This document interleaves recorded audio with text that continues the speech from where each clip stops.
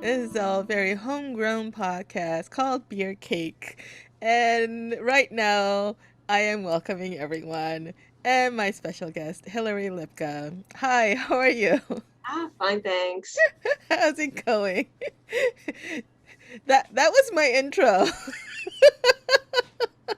I just did. Yeah, let's see how it ends up. And I'll have to when I listen to it. Whatever. Yeah. Anyway, yeah, I feel a little rambly today for some reason. Friday. Is it? Yeah, maybe it was a long week. Yeah. How was your week? I'm getting burnt out and I'm Yeah. starting to get spring fever. So I'm not working as hard as I should. Yeah, yeah. But don't let your students hear that. Oh no, I'm on top of everything with my students. The thing I'm letting go of is some of the research that I should be doing. Oh, the research. So yeah, so you're doing a lot of things. So let's actually start with a brief intro of who you are and what you do. So Hillary, you're a an adjunct professor. Okay, hmm an adjunct professor at University of New Mexico.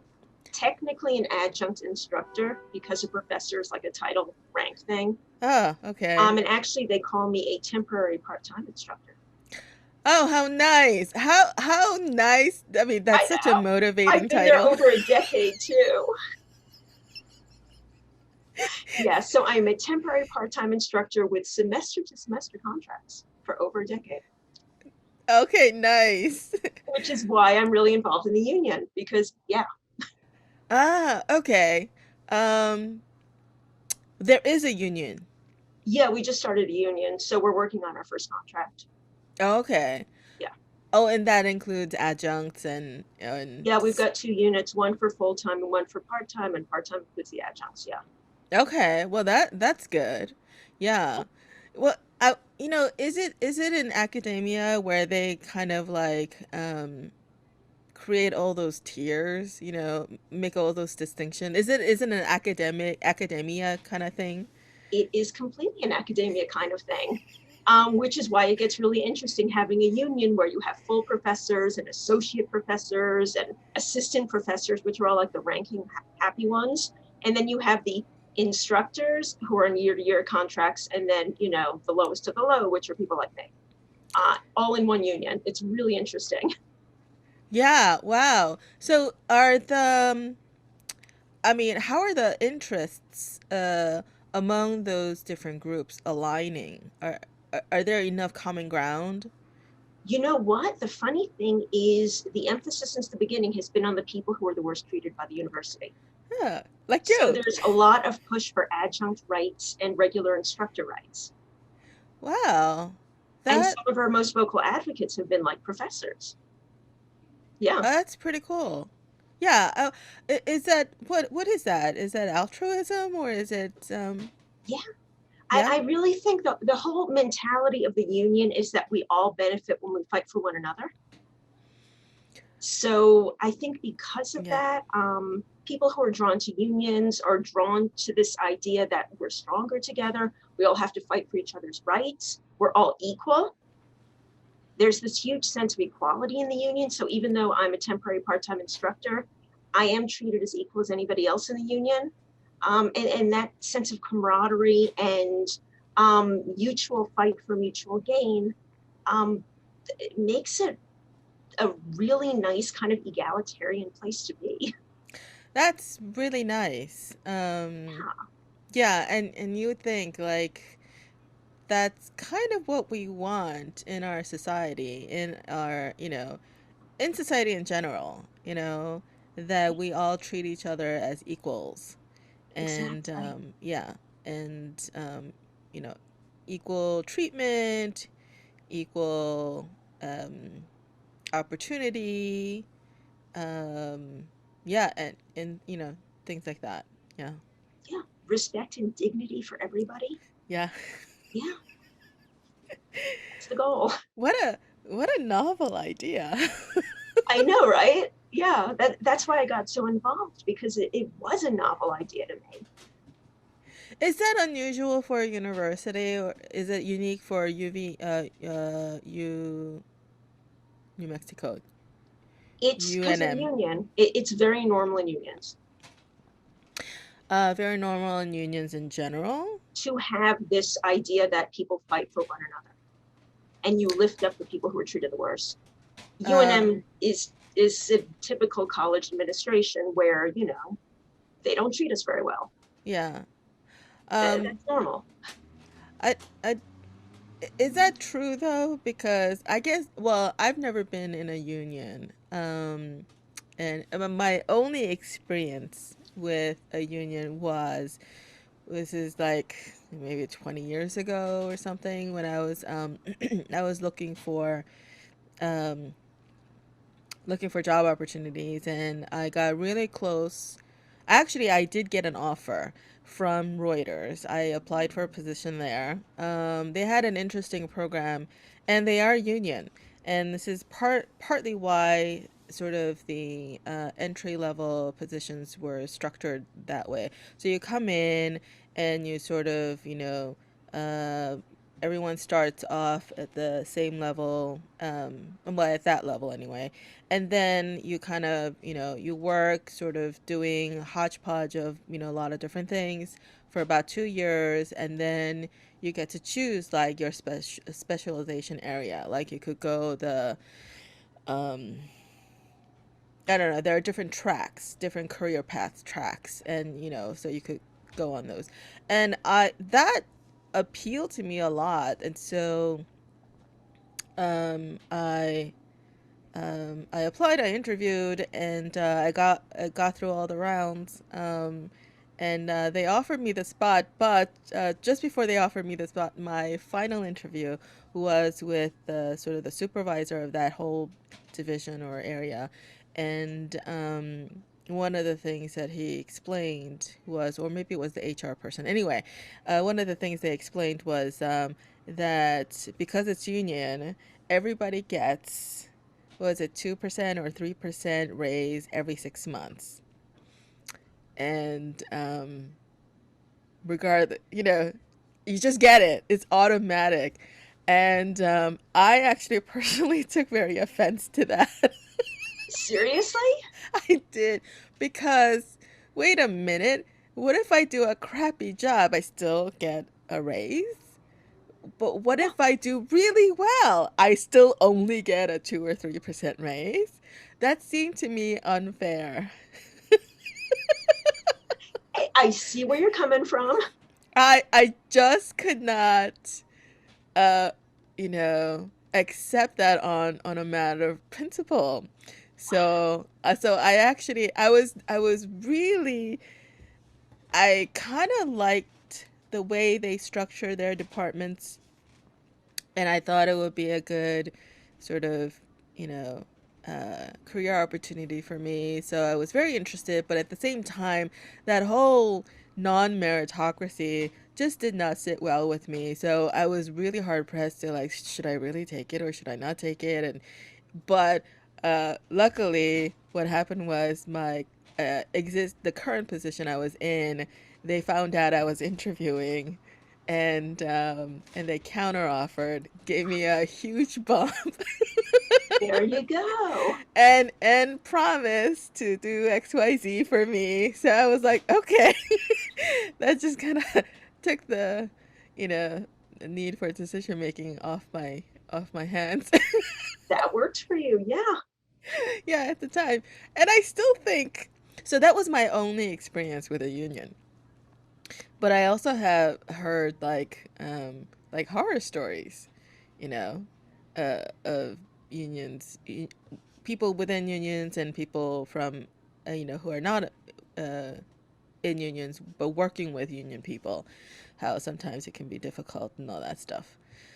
Yeah. So, I've heard horror stories too, yeah. especially about, funny enough, the AFT, which we're working with very closely. So, but you know what? In the end, I think that the downsides of unionization are far outweighed by the upsides. So I accept that, you know, you have the so-called rubber room teachers that, you know, they're on payroll forever because you can't fire them and they just kind of have them Hmm. all sit throughout the day, every day, and they get paid fine. I still think it's worth it to have basic rights. Okay. Yeah, yeah. for the majority who deserve basic rights, you know? Yeah, yeah.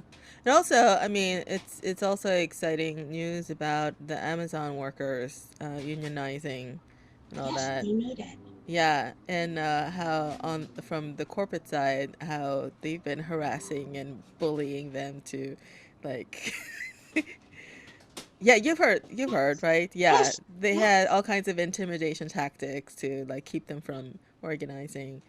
I haven't really kept up. I mean, I think they formalized, I think, the union now, right? I haven't kept up either, which I should, but Yeah, I think they have. Well, we could look it up really quickly, but I don't know. Are we going to? Nah. yeah. Okay. Move on. But anyway, exciting for you. So, how far along are the union negotiations? Um, I mean, there's certain argument articles that we've agreed on. We're negotiating a whole bunch. We're hoping to have maybe our first agreement by May, Mm, end of May. We'll see. yeah. So is it about contracts, or is it about pay, or what are Every some of the issues? That's the thing. The collective bargaining agreement has so many different components. So it's pay. It's about job security. It's about different types of benefits, Mm. career advancement opportunities, fringe benefits, safety, non-discrimination, sex discrimination, racial equity. I mean, there's so many things that go into it. Wait a minute, but aren't there just regular labor laws Cover that some of it, protect yeah. you against some of those things? But the thing is, if you want to have better conditions, say for faculty of color, then say the law might provide something beyond benign neglect, where when incidents happen, you just kind of don't do much about it. What? So wait, what is benign neglect? Benign neglect, when you Yeah. basically just let things go. So, for example, we had an incident last year, I guess it was last year, where some of the African American faculty members were sent threats, Hmm. um, nasty threats. And the university chose to really not do much about it. Threats from students, from other We don't faculty? know. The way that the threats came were through these suggestions. People were allowed to do anonymous suggestions to the university. Ah. So there were anonymous threats. And yeah, so things like that, the university is like, um, with a union, you can actually say, well, maybe there should be some teeth in the university's policies about what happens when these threats come on. That you should try harder to track down the people who made the threats and punish them. Ah, so it's kind of like social media before there was social media. The, the good old fashioned, that's the old fashioned Twitter. It's a suggestion box. Exactly. And I mean, it was an electronic suggestion box. Oh yeah, People were okay. allowed to send things in anonymously, which, come on, there's an electric signature usually. There should be a way of Yeah, fixing somebody.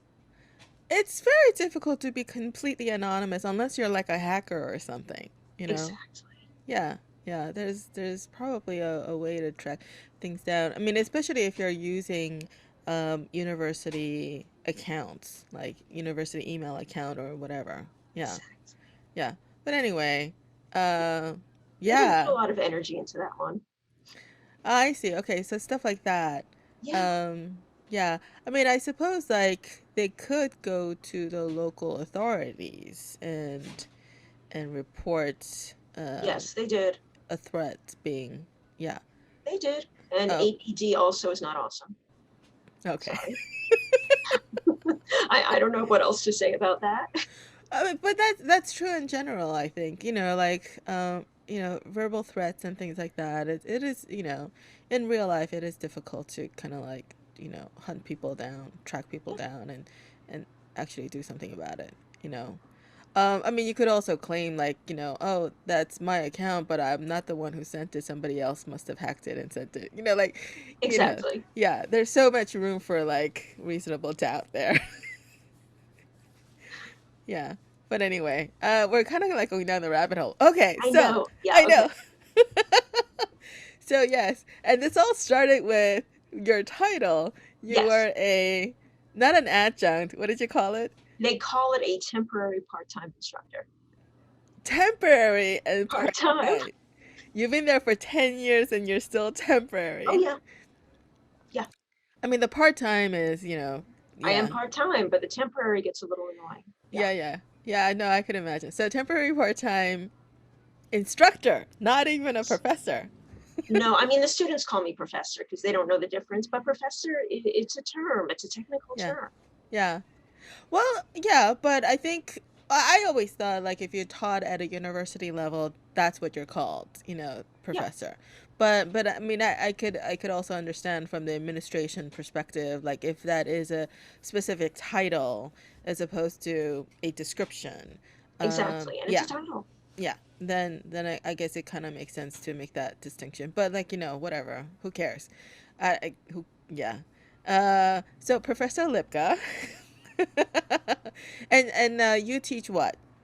I teach in religious studies, and now I'm actually teaching also with the Women, Gender, and Sexuality program, cross listing. So that's exciting. Um, Oh, yeah. wait, So women, gender, and what? sexuality. Sexuality. That's so those topics not in the context of religion. Yeah, different department. It used to be women's studies, and then they decided to kind of expand what they're called.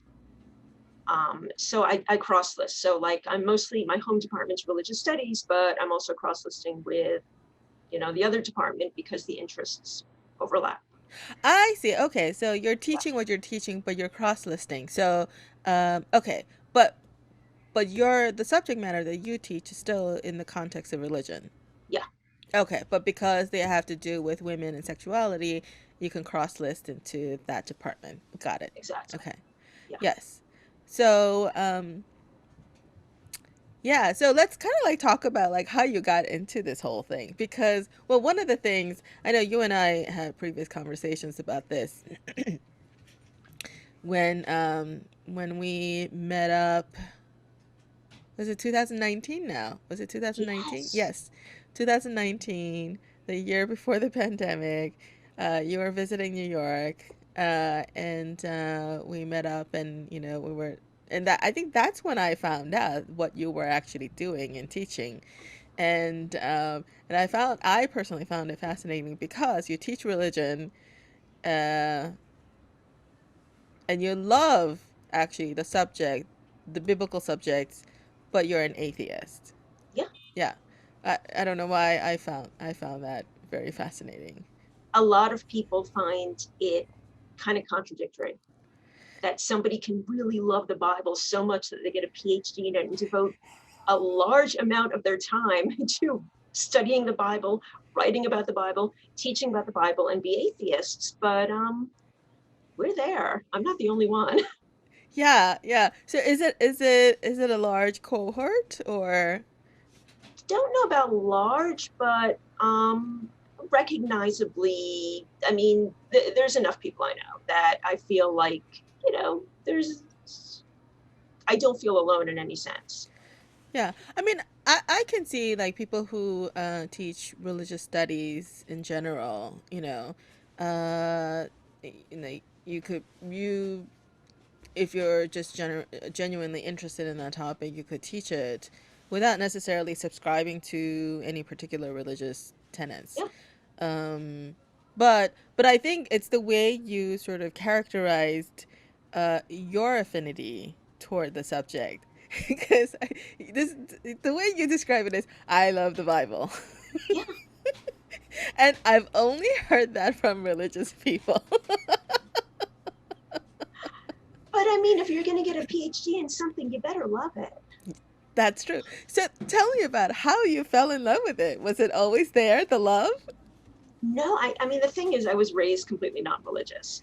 We didn't have a Bible in my house. I didn't know anything about the Bible. I never looked at the Bible. And then freshman year in college, I came in wanting to do medieval studies. So I thought, oh, I should know something about religion and probably something about the Bible. So I took a course, Introduction to the Old Testament. Huh. And that's when I just kind of fell in love. Um, and it was a combination of, first of all, what they call the historical critical method, which is when scholars basically look at biblical texts, and this is especially true with the Old Testament, and try to figure out who wrote the text, why they wrote it, who their intended audience was, what their circumstances were, maybe when they wrote it. And it blew me away that you could take this one huge collection of texts and do that with so many of these different texts and try to figure out what was going on there.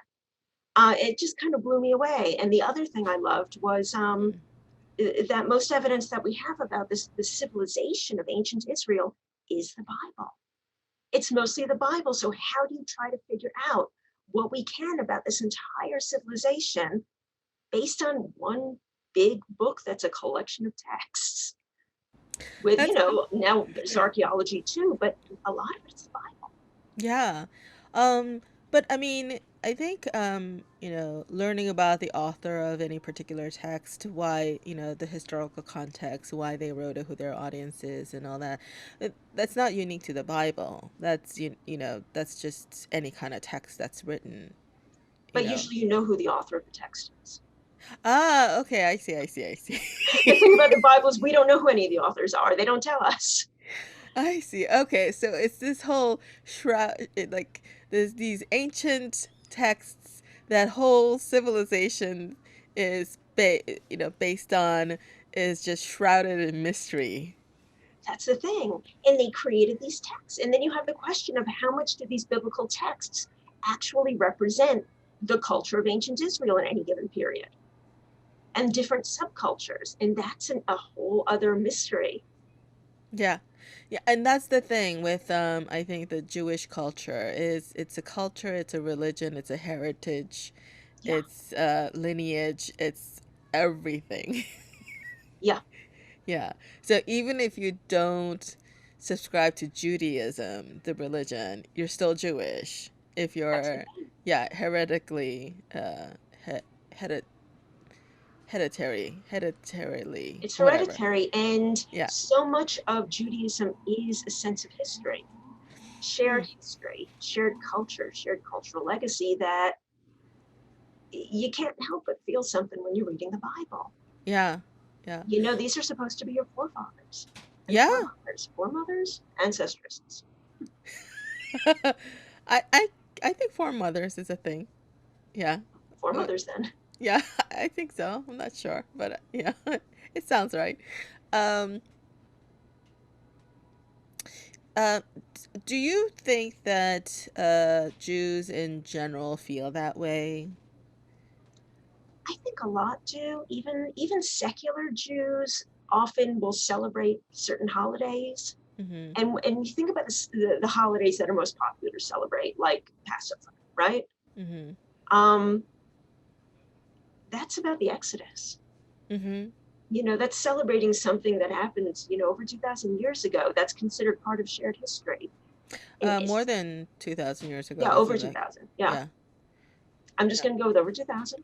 Okay. Um, and we're not going to get into the actual historicity of the Exodus, not going there. Um, Yeah. but it's a shared legacy, the sense of shared history that the holidays have as part of them. And all the holidays, you're reading stuff in the Bible. Yeah. Yeah. Yeah, actually, all of the Jewish holidays are um, historical events that you're commemorating. Yeah, that's Um, the thing. Even the Sabbath. Hanukkah, though, Oh, Hanukkah, definitely. Yeah. that's um, Maccabees rebellion okay. against the Seleucids. Yeah. That's Second in century CE. which book in the BCE, Bible? sorry. It's actually in the Apocrypha, so it's not in the Old Testament.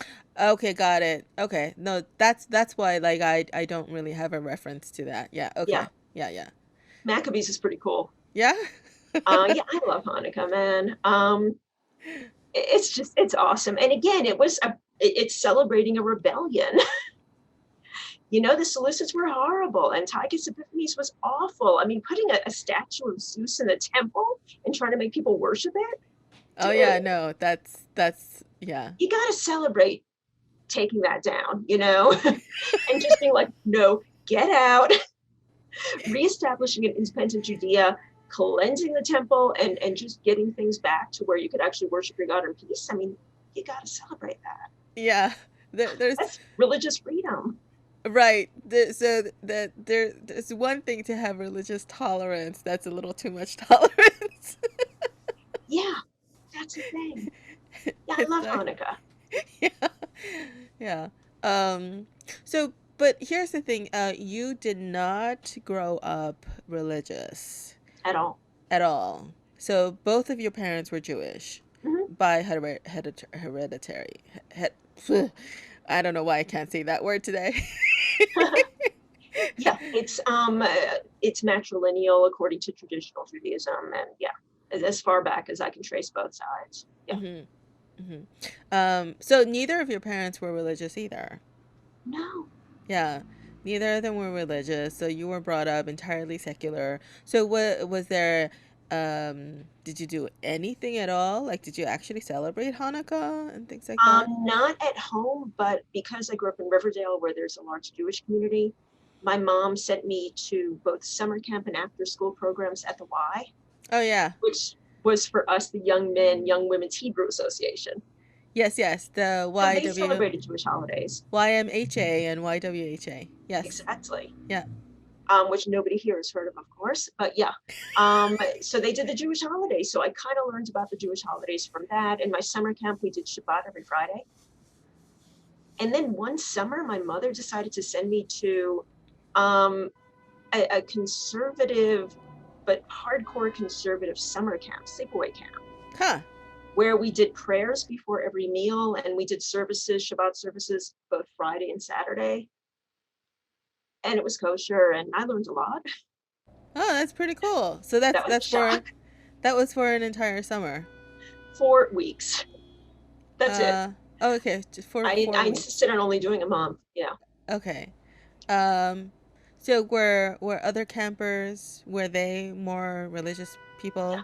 Okay. I think I was the only one who had never heard the prayers ever. So you were the only one who had no idea what was going on. I know they're suddenly saying the Hamotzi, and I'm like, what? So by the end of the camp, I knew basic prayers, some of them. No, no. Were you giggling the entire time because No, no? Were you no, just because like it's, wide-eyed? yes, it's like they're really serious about it. So you kind of get like, Mm. the tone. And I was what, 13, so I just kind of went along with it. And okay, I mean, if everybody's going to say this, I'm going to say it. Yeah, yeah. Once I figured out what they were saying, more or less. So were you converted then? Oh no, no. Oh no, still very much non-religious. But Well, I if said they're all going to say these Hebrew words before they eat, I'm going to try to figure out the Hebrew words and say them too. I had yeah, no idea what I was saying. yeah. It's not like they translated it. It was just expected that you knew what it was. Did you come home and ask your mother like what the heck were you thinking? I think she was so frazzled. She was single momming it and she was working super long hours that whatever the first thing was she heard about, she did. I see. Oh, you'll take my daughter for a month? Excellent. I refused to do 2 months. I think if I was willing to do 2 months, it would have been two. Yeah. Okay. But yeah, it didn't make me more religious at all. No. But it's an interesting exposure though, and Yeah. also like at that age when you're so impressionable and and you're basically a sponge at that age. You're just absorbing everything and yeah. Yeah. So, other than being totally like lost and all that, what were your impressions? I mean, I didn't connect to the Jewish part. Mm.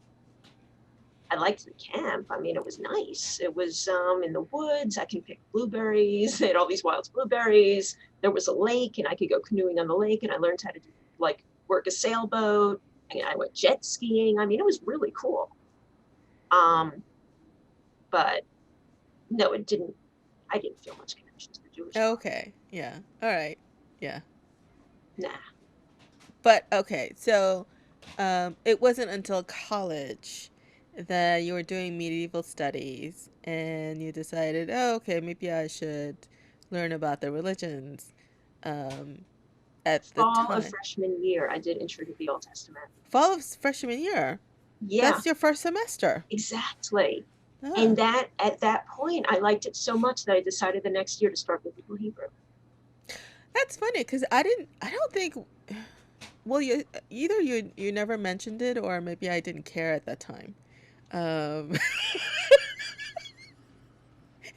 because first year freshman year, it wasn't until second year, the year I took off. So after my freshman year, I took a year off, and it was during the year off that's when I how should I put it? Well, you could say it in different ways. Found God, eyes opened, born again, converted, whatever. Well, the term converted is weird though because I'm not sure if it exactly applies to me because I grew up in a religious family. I grew up in with religious parents, and I went to church. I went to Sunday school since I was, in grammar school, whatever. Um, yeah, so I grew up in that environment. But, at some point, I think in your spiritual development, whether you're as a kid or an adolescent or an adult, at some point you decide for yourself that, yeah, this is for me. So like you're not blindly just going to church because your parents are bringing you, or whatever. But at some point you kind of make a conscious decision that you actually believe in God and you're going to follow uh, that path. So for me, that came when during that year, 1988. Yeah. I was 20. Yeah, but for me, that was a religious experience. Um, yeah, but for you, it was just I Only love 11 this times over. book. Yeah. Um, right. And so prior to that, sorry, that was a just wrong, a long ramble to the point I was going to make is prior to that, I didn't really care too much about it. And so maybe that's why you and I never talked about it back then. But I think had I been more interested, um, yeah, because I don't remember you mentioning it all. Yeah. Yeah. Yeah. There were so many other things going on. I guess so. My decision to change my major from medieval studies to what ended up being classics, where I did Hebrew Bible and Latin as my two languages. Well, Biblical Hebrew and Latin as my two languages, really, in terms of big things going on in one's life. Eh, Uh, so you actually majored in those languages. yeah, I chose a classics major in the end, and usually you do Greek and Latin, but I chose to do Biblical Hebrew and Latin. Yeah, and I did Oh, 4 years okay. of Biblical Hebrew in college. Why didn't you do biblical Hebrew and Greek? I fell in love with ancient Rome too. Oh, okay. But I Um, should have done Greek because I was terrible at Latin. I was so bad at Latin. And when I did Greek in grad school, I realized actually I'm much better at Greek than Latin. yeah. Well, no, I only mentioned Greek because that's the language of the New Testament. I know. I don't Yeah. know why I gravitated to Latin. Yeah, I don't it, it's fine. It's a dead language, so of course it's appealing. Yeah. Also, I think from very early on, I was Old Testament oriented. Mhm. I didn't actually take a New Testament class until I audited one in grad school, my fourth year of grad school. Fifth year? Fourth or fifth year. So it seems to me then your affinity to the Bible is really more very connected to the whole Jewish experience, the Jewish history, Yes, and the Jewish culture. So it's really, definitely. yeah, okay. So it's really, is it fair to say that it's really more about the overall Jewish culture and history than it is about the Bible itself? Or, No, I think it's both. okay. I mean, I'm really fascinated by biblical Israel within the larger cultural milieu of the ancient Near East. So in that sense, it's completely historical within an ancient Near Eastern context and not so much a Jewish context. Mm-hmm.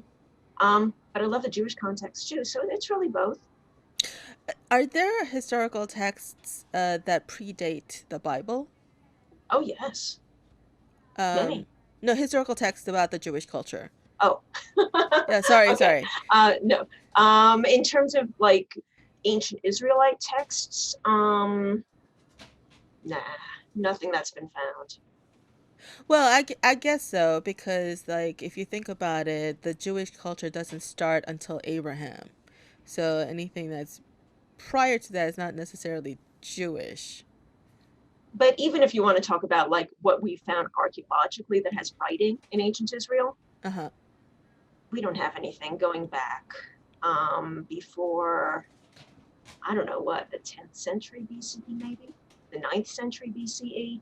So, I mean, we can corroborate some stuff with like Yeah. the archaeological finds, but in terms of real writings from ancient Israel, it just doesn't go back that far.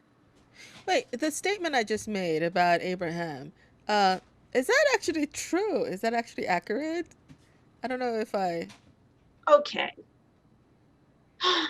Um, there's a lot about, there's some debate about when Judaism as a religion began. Right. I would say, and this other people would disagree with, but I would say it started coming together with the Babylonian exile and really started to be a thing in the Second Temple period. So that's way after Moses. I was Yeah. even thinking maybe Moses is... No, that's what I would call the religion of ancient Israel. Okay. Which is Okay. pretty different from Judaism. I see. That's why I like to distinguish the two, because there's a lot of things they believed that was not believed, by the 5th century BCE. Ah, yeah. Okay. Yeah, because the nation of Israel doesn't start until Jacob. Right, Abraham, Isaac, Jacob. Right, Jacob. Because Depending Jacob on what is... you consider the nation of Israel to be. Well, that's true. Yeah. But okay, I'm actually only going by the biblical accounts. So by biblical accounts, because Jacob is renamed Israel, And and in so theory, all Jews descend from one of his 12 sons. yeah, Yeah. so that's when I guess technically, I don't know, the nation of Israel kind of starts. Um, Prior to that, it's just one guy, Abraham.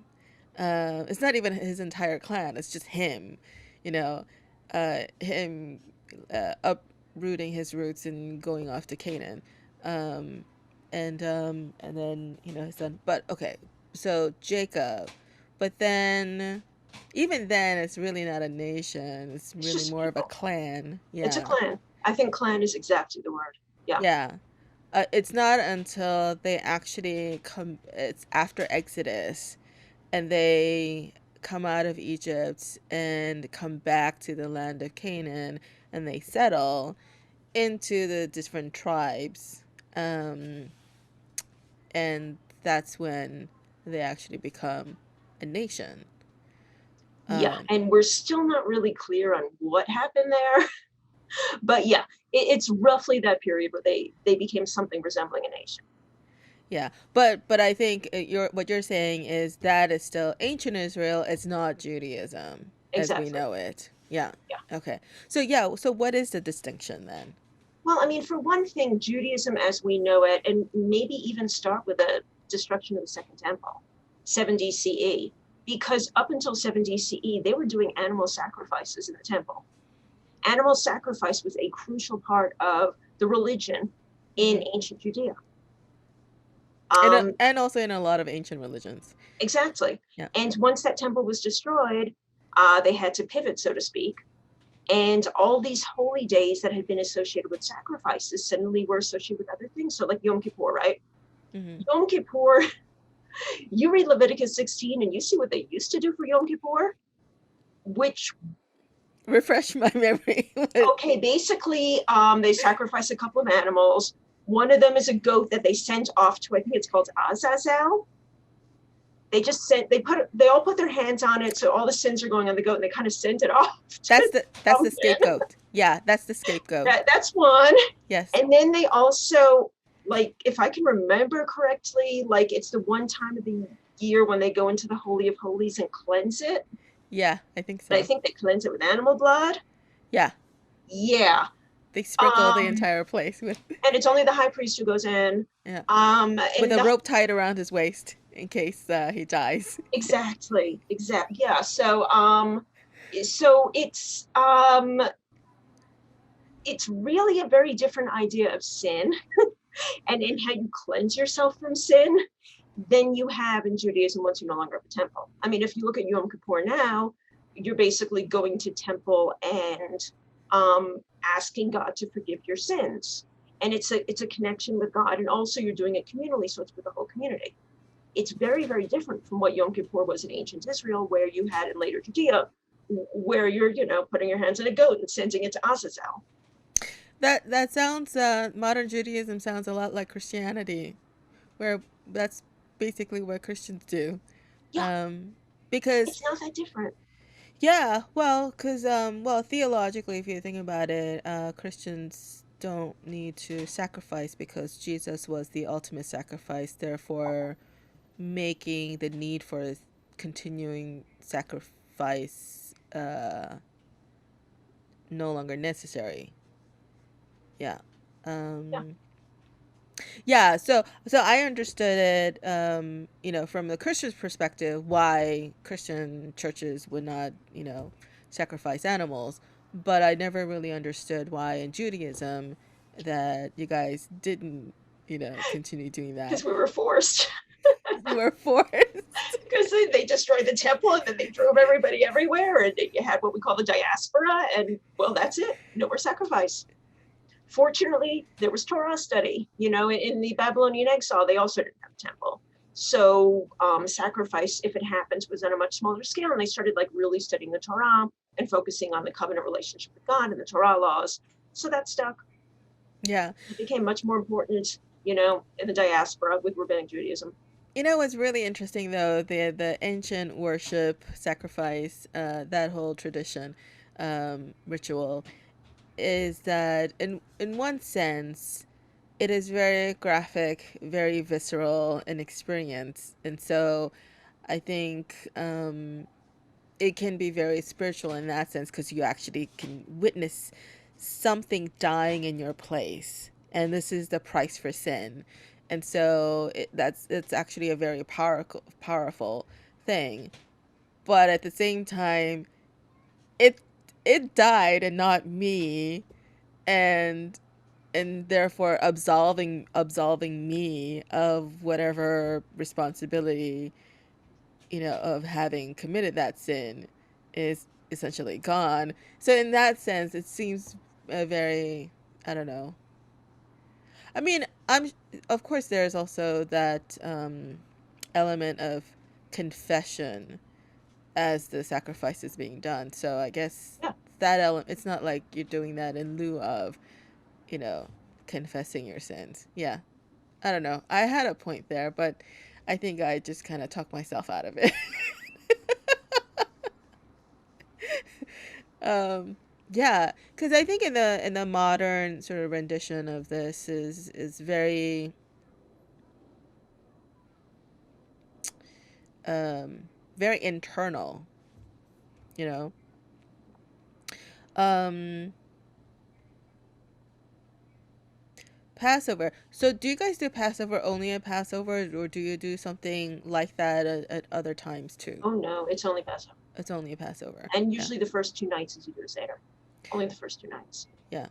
Because in the Christian religion, we do communion, which is, the ceremonial bread and wine, which is essentially the Passover feast that Jesus did with his disciples. But it kind of changed to more of commemorating his death as opposed to the Egyptian deliverance. And Exactly. Yeah, yeah. So so actually, depending on the denomination, sometimes depending on the church, the individual church, um, Christians do the communion, once or twice a year to every month, and I think Catholics may do it every week. I'm They not do. sure. If Yeah, you're hardcore Catholic, yeah, yeah, yeah, you can. yeah. But anyway, yeah. So okay, so freshman year, you discover the Bible, and you're like, where have you been all my life? It was just so cool. Man, it blew me away. Intellectually, it blew me away. How you could just, take this one big book that's and just do all these things with it. um, so was it more like the aspect of like, here's this like, you know, mystery and things, and just kind of like all bundled up in this collection of books, and you just want to unwrap it kind of Yes, and, feeling? and unravel it. And Yeah, and you read some of the things in the Bible that you're surprised are in the Bible, and you're like, why is that there? And that's an awesome question. Why is that there? yeah, yeah, yeah, that is true. Yeah. And you can um spend a lifetime on so many. First of all, why did anybody write that? Second of all, did this happen? Third, why did somebody feel the need to preserve that? It- there's endless fun in that. yeah. So what are let's talk specifics. it, Okay. yeah, can you give me an Okay. example Like of there's like? one with, I think it's Elijah. I get Elijah and Elisha mixed up sometimes, but I think it's Elijah that one time he was walking, do, and some little kid said, hey, Baldy. And basically he cursed them. And I think it was 42. Was it 42 kids were mauled by she bears? She bears came and mauled 42 little kids. Something like Yeah. that, yeah. And you're like, what? And I remember the first time I read that, it was I was doing a summer class in Jewish Theological Seminary in biblical narrative, and we just basically read the Bible in Hebrew, like there's huge amounts. And I remember it was the first time I read the story, and I was like, whoa! Yeah, Like I just thought it was like, what's the story behind that story? yeah. I'm trying to think if it was Elijah or Elisha. I feel I Exactly. feel like it's Elijah. I So think it's Elijah, Elijah with a J. yeah, I Elijah think came so. first, and Elisha was his Student. successor. Yeah. Mm-hmm. Um, for some reason, between the two, I just feel like Elijah was more of a basket case than Elisha. He was a hardcore basket case. Yes, he Was he was. also the one with Jezebel? Because there's also this weird thing with Jezebel. That I don't remember. I don't know. Elijah, I think it was Elijah with a J, who was with Um, Jezebel, where basically she, after they have the whole thing with the Temple of Baal, like the priests of Baal versus the Yahwists, and God comes and kills all the priests of Baal. Jezebel basically is like, you're a dead man. And Elijah gets so freaked out that he just flees to the middle of nowhere and basically begs God to kill him. so wait, Jezebel. I thought Jezebel was like, what was she? For some reason I Ahab's wife. thought. She was a Phoenician princess, Right. Okay. Yeah. married Yeah. King Ahab of Samaria, the northern kingdom, and Yes. she was really into Baal. Oh yes. Yes. Yes. Yes. Yes. Yes. Yes. Like Yes. she was Okay. so into Baal that her husband, to make her happy, said, "Hey, I'll build you a temple to Baal." So there was a nice temple to Baal in Israel, Yeah. Yeah. meaning northern Um. kingdom Israel. Yeah. And Elijah got freaked out, and he just hid in a cave or something. He went as far away as he could because Yeah. Jezebel was scary. Yeah. And he had a major crisis of faith. He did. I think also I read somewhere that he probably suffered from depression too, Mm-hmm. like major depression, and yeah, there were, I think, maybe more than one instance in the Bible where it's actually cites like he tells God like, just take me away, just kill me already. Why are you making me suffer Yes. through all this? And then God says, yes, you have to suffer. That's the point. Duh.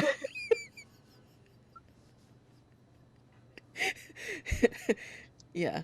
Uh, I think in comparison, Elisha has a much better time, I think. I think you're right. A Yeah. lot less tormented. A lot less tormented as a person. I think Elijah was a tormented person, Yeah, you know. And that's the other thing I find very interesting about biblical characters, that how flawed they are, every single one of them. everyone. Everyone. Oh my God, there's not one that you're not like, dude, really? Yeah. Even Every Abraham, you're like, Oh really? yeah. Really? Yeah, well, you know what? Here's the funny thing. Abraham, uh, the first time he goes to Egypt, he's afraid that they're gonna kill him to take his wife. So he says, "Oh, I say have a you're my solution. say you're my sister. That way they'll be nice to me, so they can get at you." But They do. She ends up in Pharaoh's harem. oh yeah, yeah, no, I know. But the thing is, he does this not only once, he does it twice. I know. He does it twice. But at least with Abimelech, it looks like nothing happened between Abimelech and Sarah. With Yeah. Pharaoh, it looks like something they have. Okay. So it's even worse with Pharaoh. Yeah. Um, was that the first time or the second time? No, the The first first. time was Pharaoh, Genesis 12. Yeah. And the second time Abimelech was Genesis 20. Um, yeah, the first time it may have happened. Something may have happened because I think he was struck with some sort of disease They or get something. plagues. Yeah. Not just him, I think the whole household.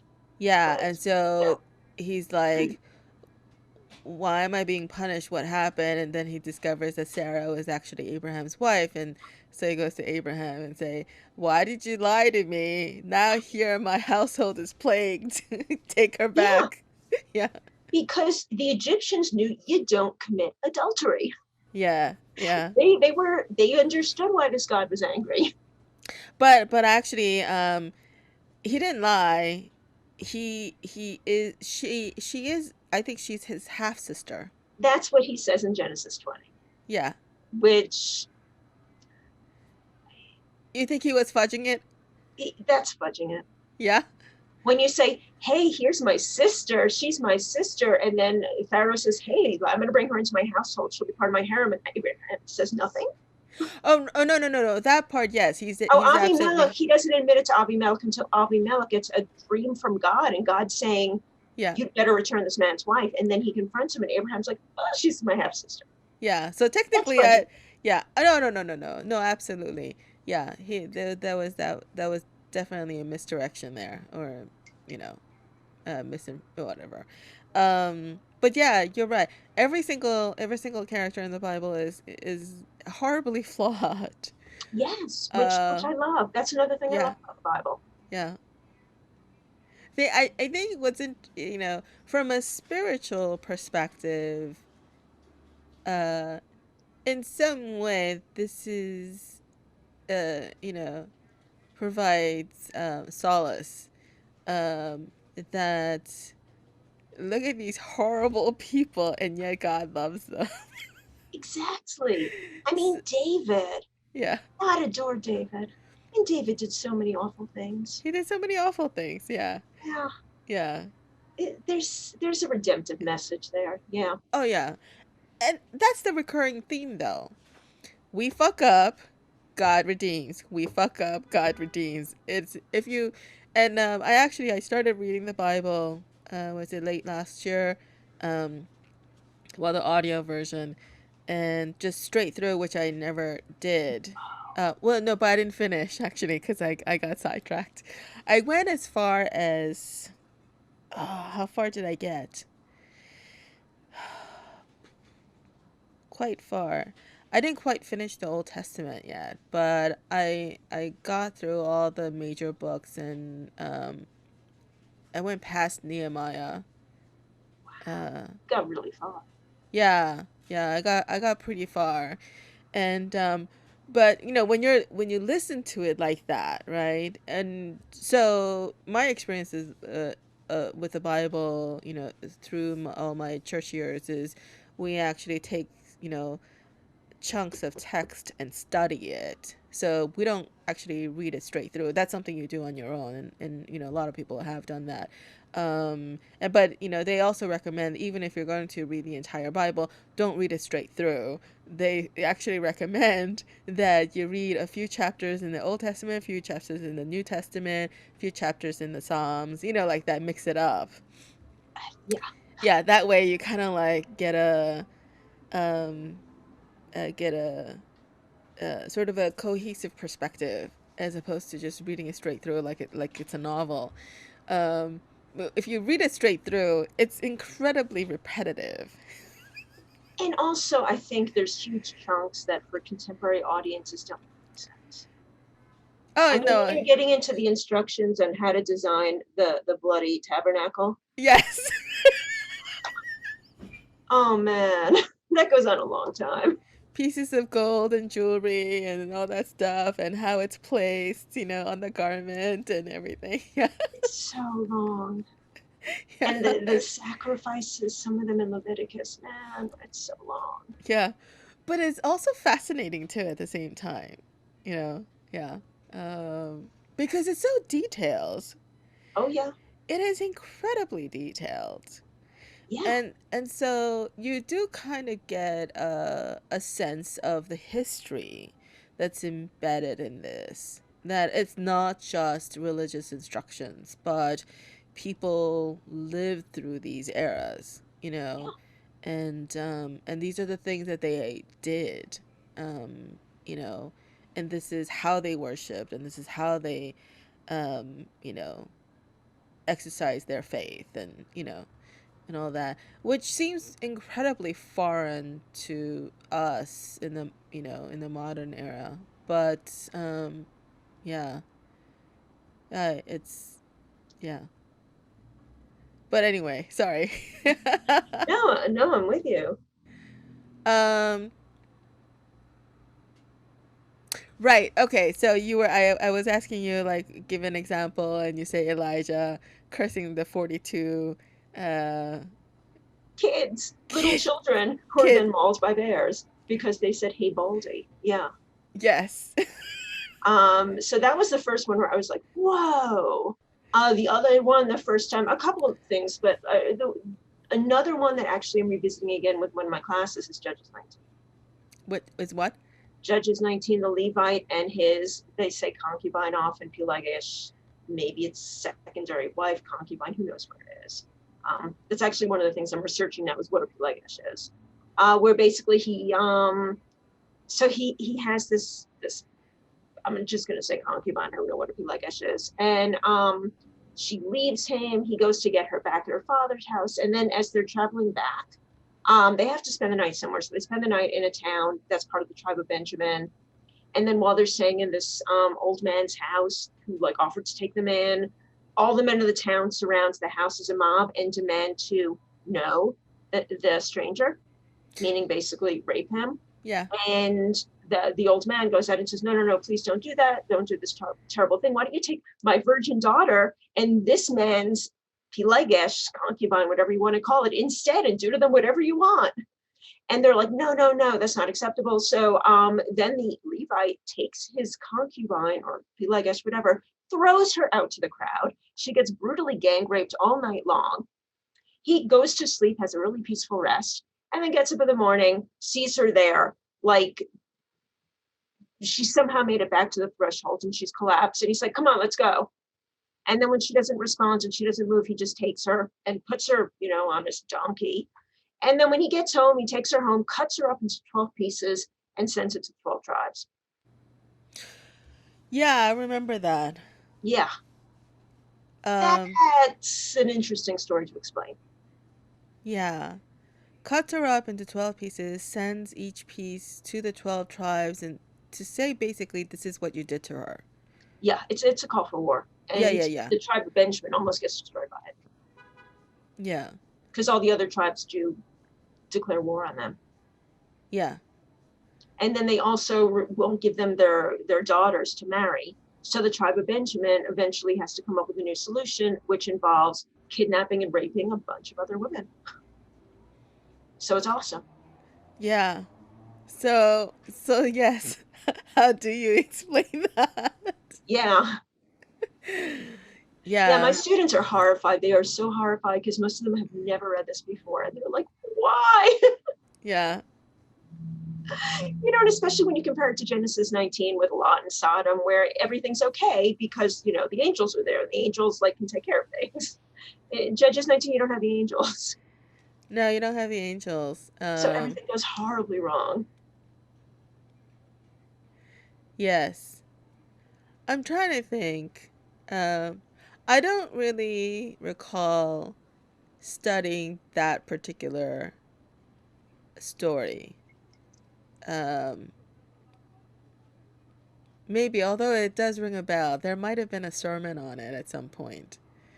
It's a Um, hard one to deal with. yeah, and that's the thing too. In the Bible, it's full of really, really hard and harsh things. Yeah. Yeah, Yeah, that's one of the harshest stories. yeah. Actually, I remember now, like when I was listening, yeah, when it came to that, I'm like, what the fuck? Exactly. Yeah. And like Jephthah and the daughter, when he Yeah, promises God that if God helps him win battle, he'll sacrifice the first thing that greets him when he gets home. And oh, it's his daughter. yeah, And he that, sacrifices his daughter to God. yeah, that's a stupid thing that he did. Um, Yes, which is part of the point. But oh man, it's so not cool. yeah, I think God rebukes him for that. Like, Eh, no, I think he does. I'm Like, not so sure.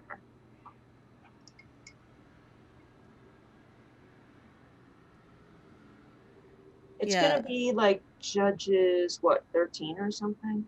I can check. I mean, I know God lets him go through with the sacrifice. I remember that. I'm not quite sure what happens after.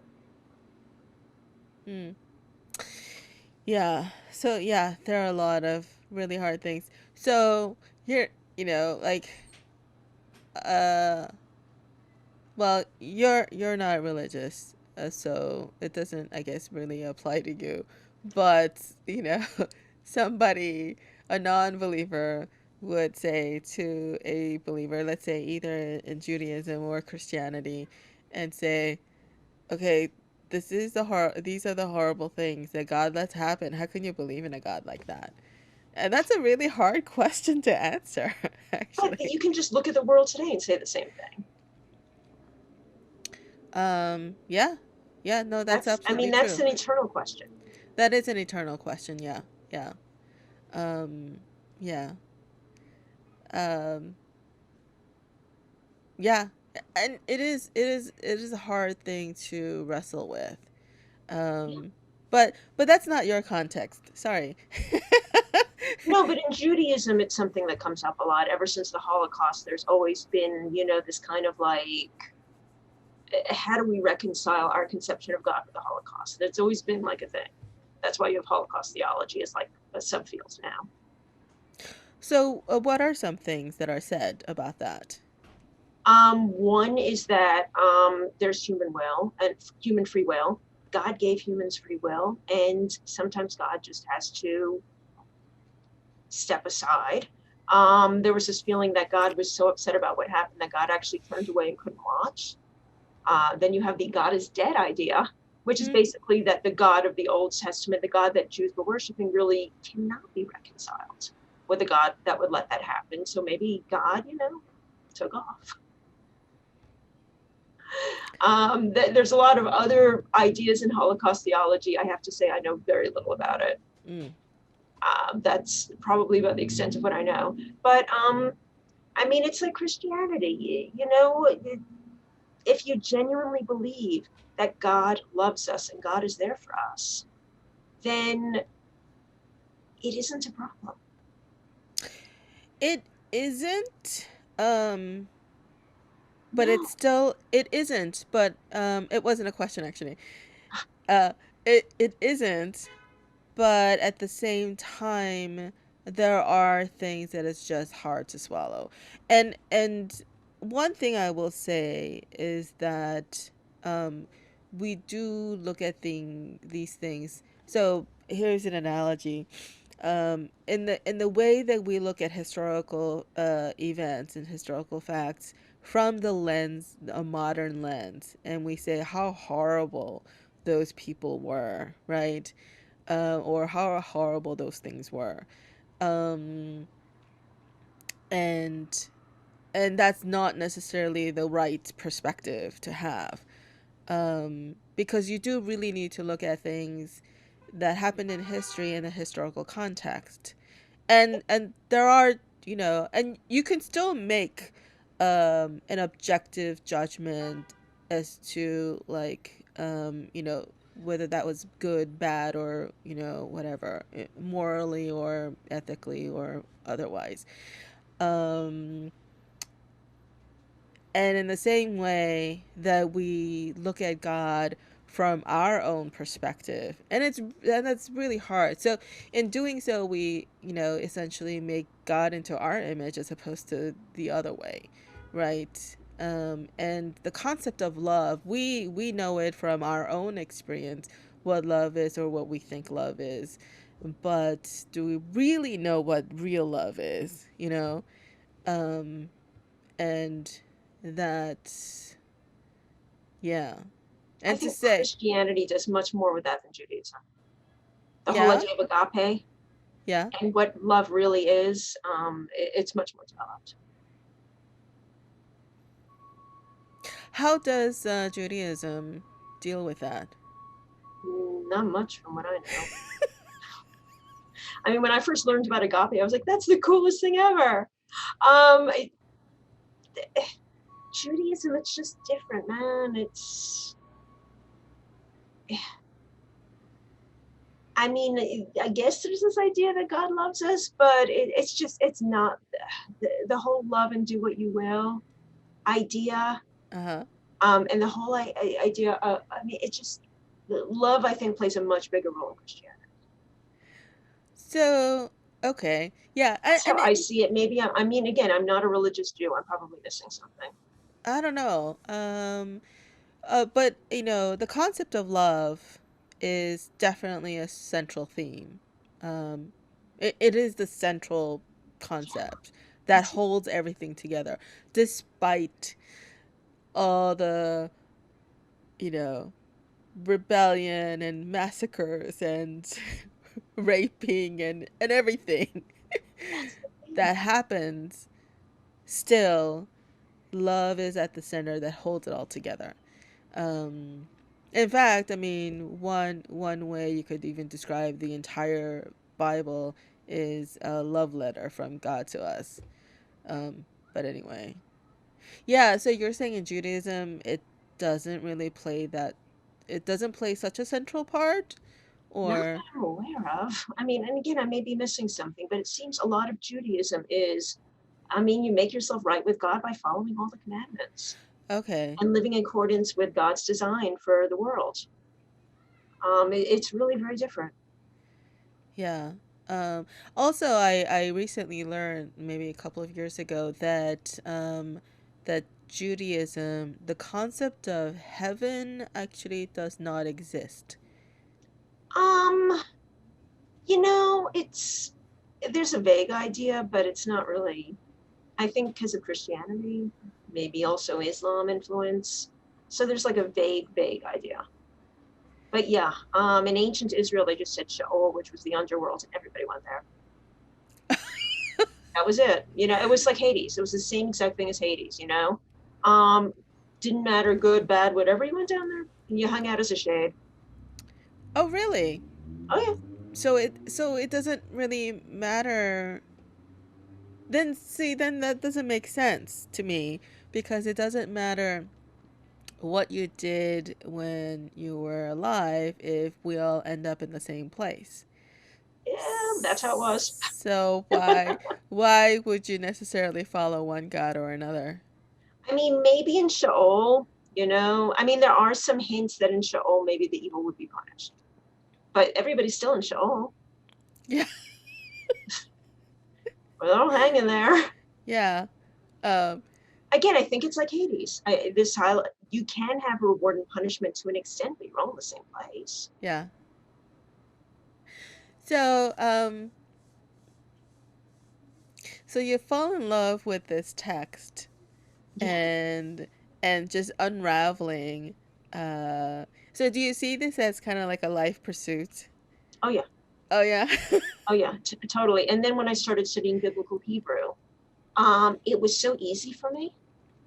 Semitic languages in general, like they just make sense to me the way that they're structured, as opposed to say Latin or German, two languages I could not handle. Like it just worked for me. Like I understood the syntax, I understood the grammar. So that also helped a great deal. That my brain kind of worked well with Semitic languages. So I thoroughly enjoyed learning Hebrew, and all the other languages too, because they're awesome. Yeah, yeah.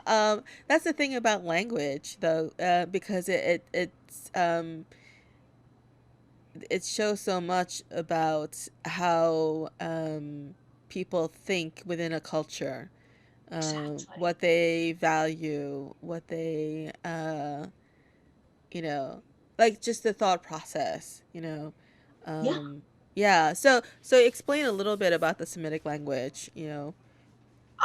So basically, it's just it's a completely different structure from so Semitic languages, like you have well, okay, take biblical Hebrew. So you have it's so hard to explain, but the verbal system is I don't even know how to explain Binyanim. Like you have the simple form, and then you have a passive form, and then you have like an iterative form and a kind of intensive. And then when you make something happen or make somebody do something, and then when something is done to you, those are all different verbal like forms. It's relational. Yes, yes. So it's very different in terms of tense. Basically, all they have is like pretty much past, present, future, sort of, but it doesn't quite work like that. Yeah. So are you saying that like a verb word, a word that's a verb, the different conjugations, if you will, it conjugates to all those different relational differences? Yeah, you can kind of use the word conjugate. Yeah. Yeah, Or different iterations or yeah. but not every verb has all the different iterations. Right, right. So that's where it gets really interesting. Like sometimes you'll have a stem and it'll mean one thing in some iterations, and it'll have another meaning that's like kind of homonym, but it only appears in others. Huh. So it gets really interesting. Yeah. But you Um have the same thing in Akkadian. I mean, Akkadian really is similar.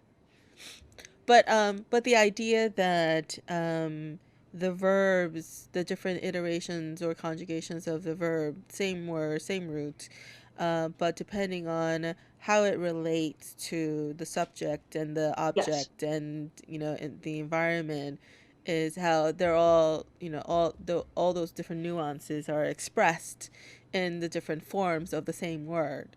exactly. That itself is quite interesting, because then you could say like this is how people saw the world, is through these different iterations of relationships. Yeah. Yeah, As opposed to some other language where you have present, past tense, and future tense, and that's it. And then the way you show action and relationship is by adding on other words. Yeah. yeah. Which is essentially English. That's the thing. Hebrew is very compact. Yes. Yes. Um, and then you have some languages where it is absent all those things, and it is entirely in the context of how it's in the context of everything. Yeah, When it was said, who says it, who's who they say it to. that's the thing. And it is really interesting how much they vary. Yeah. Yeah. Oh, yeah. That's wow. Yeah, that's quite interesting. Um so you liked it so much you decide, okay, that in undergrad you change your major to Yeah. classical and you study Hebrew, and then you go on to graduate school to study some more. So, Yeah, and I discovered we had a guest instructor my junior year in college, and he knew a lot about the ancient Near East, so he taught this. So I remember it was a seminar on creation, and he had us reading ancient Near Eastern texts, and I hadn't been aware of ancient Near Eastern texts until then, and I fell in love with those too. So when I went to grad school, I looked for a program where we had a heavy emphasis on Old Testament and then ancient Near East. uh-huh. So it really kind of dictated the direction I went in for grad school. Ancient Engineer East is in today's Mesopotamia, geography. basically. Okay. I was very into Mesopotamia. So it was like Israel and then like her immediate neighbors like Moab and Ammon and Ugarit and all that. Well, Ugarit was older, but Canaan, what the Canaanite cultures. Yeah. And then the larger ancient Near East. So you're going to have like Assyria, Babylonia. If you want to go back further in time, Sumer. Yeah. So ancient Near East, did you say ancient Near East languages or Yeah, yeah, we okay. did. My program was pretty hardcore on those. I mean, I didn't do Sumerian, but Akkadian, Hittite, and then the languages of the neighbors that are similar to Hebrew, right? So you have like Aramaic and Ugaritic and Moabite, Ammonite, all that's pretty easy because it's a lot like Hebrew. Okay, cuz Yeah. Aramaic still exists. But all these other ancient languages, they're dead. Oh yeah. They're not used anymore. Yeah. So I guess there must be enough historical texts that still survive that you could study these languages. Also, some of them are so similar to Hebrew. Yeah. So like when I did a course in like Northwest Semitics, where you look at the language of the ancient Israelites and then the immediate neighbors, and let's say Ammonite, right, or Moabite, they're so similar to Hebrew. Really, it's easy enough to read the stuff. Similar in the written form or Yeah, spoken in the written form. the languages were super similar. Yeah. Would you do they use the same characters? I don't remember at this point, but it was not difficult. I mean, it was an alphabet, just like Cuz in Hebrew. yeah, I mean, I could recognize the Hebrew alphabet if I see it. I wouldn't be able to tell you, anything Yeah. other than I mean, that. the thing But is, it was like we're talking inscriptions on stone. So yeah, okay. it's not quite looking like, the Hebrew in the Bible. It's like, but I don't think they were that different from what I remember. Again, it's been a long time ago since I've actually looked at, the actual like etchings. Let's put it that way. I usually just use transliteration now, and I'm like calling it a day. You know, it's funny that you point out that these are etchings on stone because up until this point, I was thinking, papyrus and that sort of thing, but No, no, this is stone. it's a stone. That's it. That's what they. I mean, you know, I mean, if you're going to get into like Mesopotamia, there are also scrolls, but like for Moab, that's like what we have is inscriptions like carved into a stone.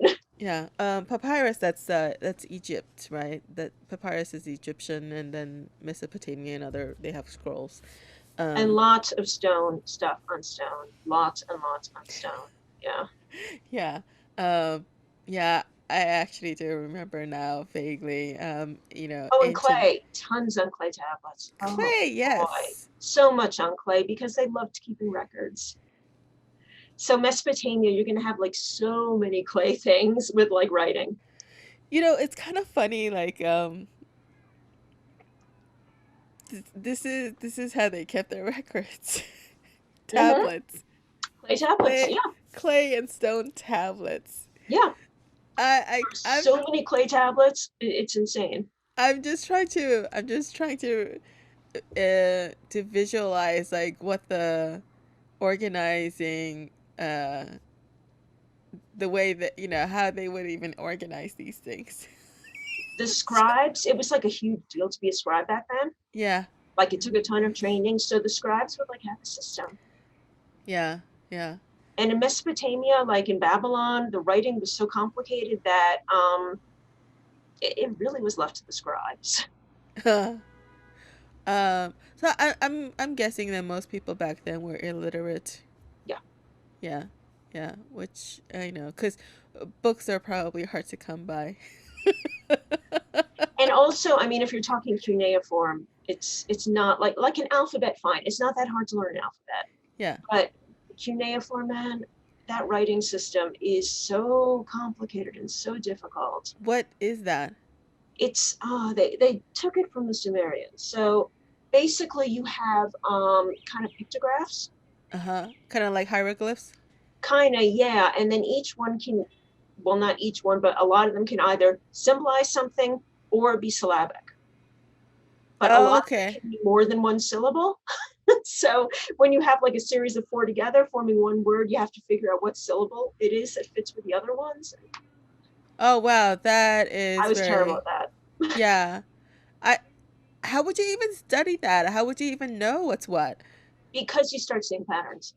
Okay. If you read enough cuneiform text, you start seeing patterns and you could recognize the patterns. So it becomes actually, like, for example, the word awila, man, right? You're going to have the ah sign and then the we and then the and you see it so many times because it's the word for man that you're like, you see those three and you're like, yeah, awila. It's just like, it. Yeah.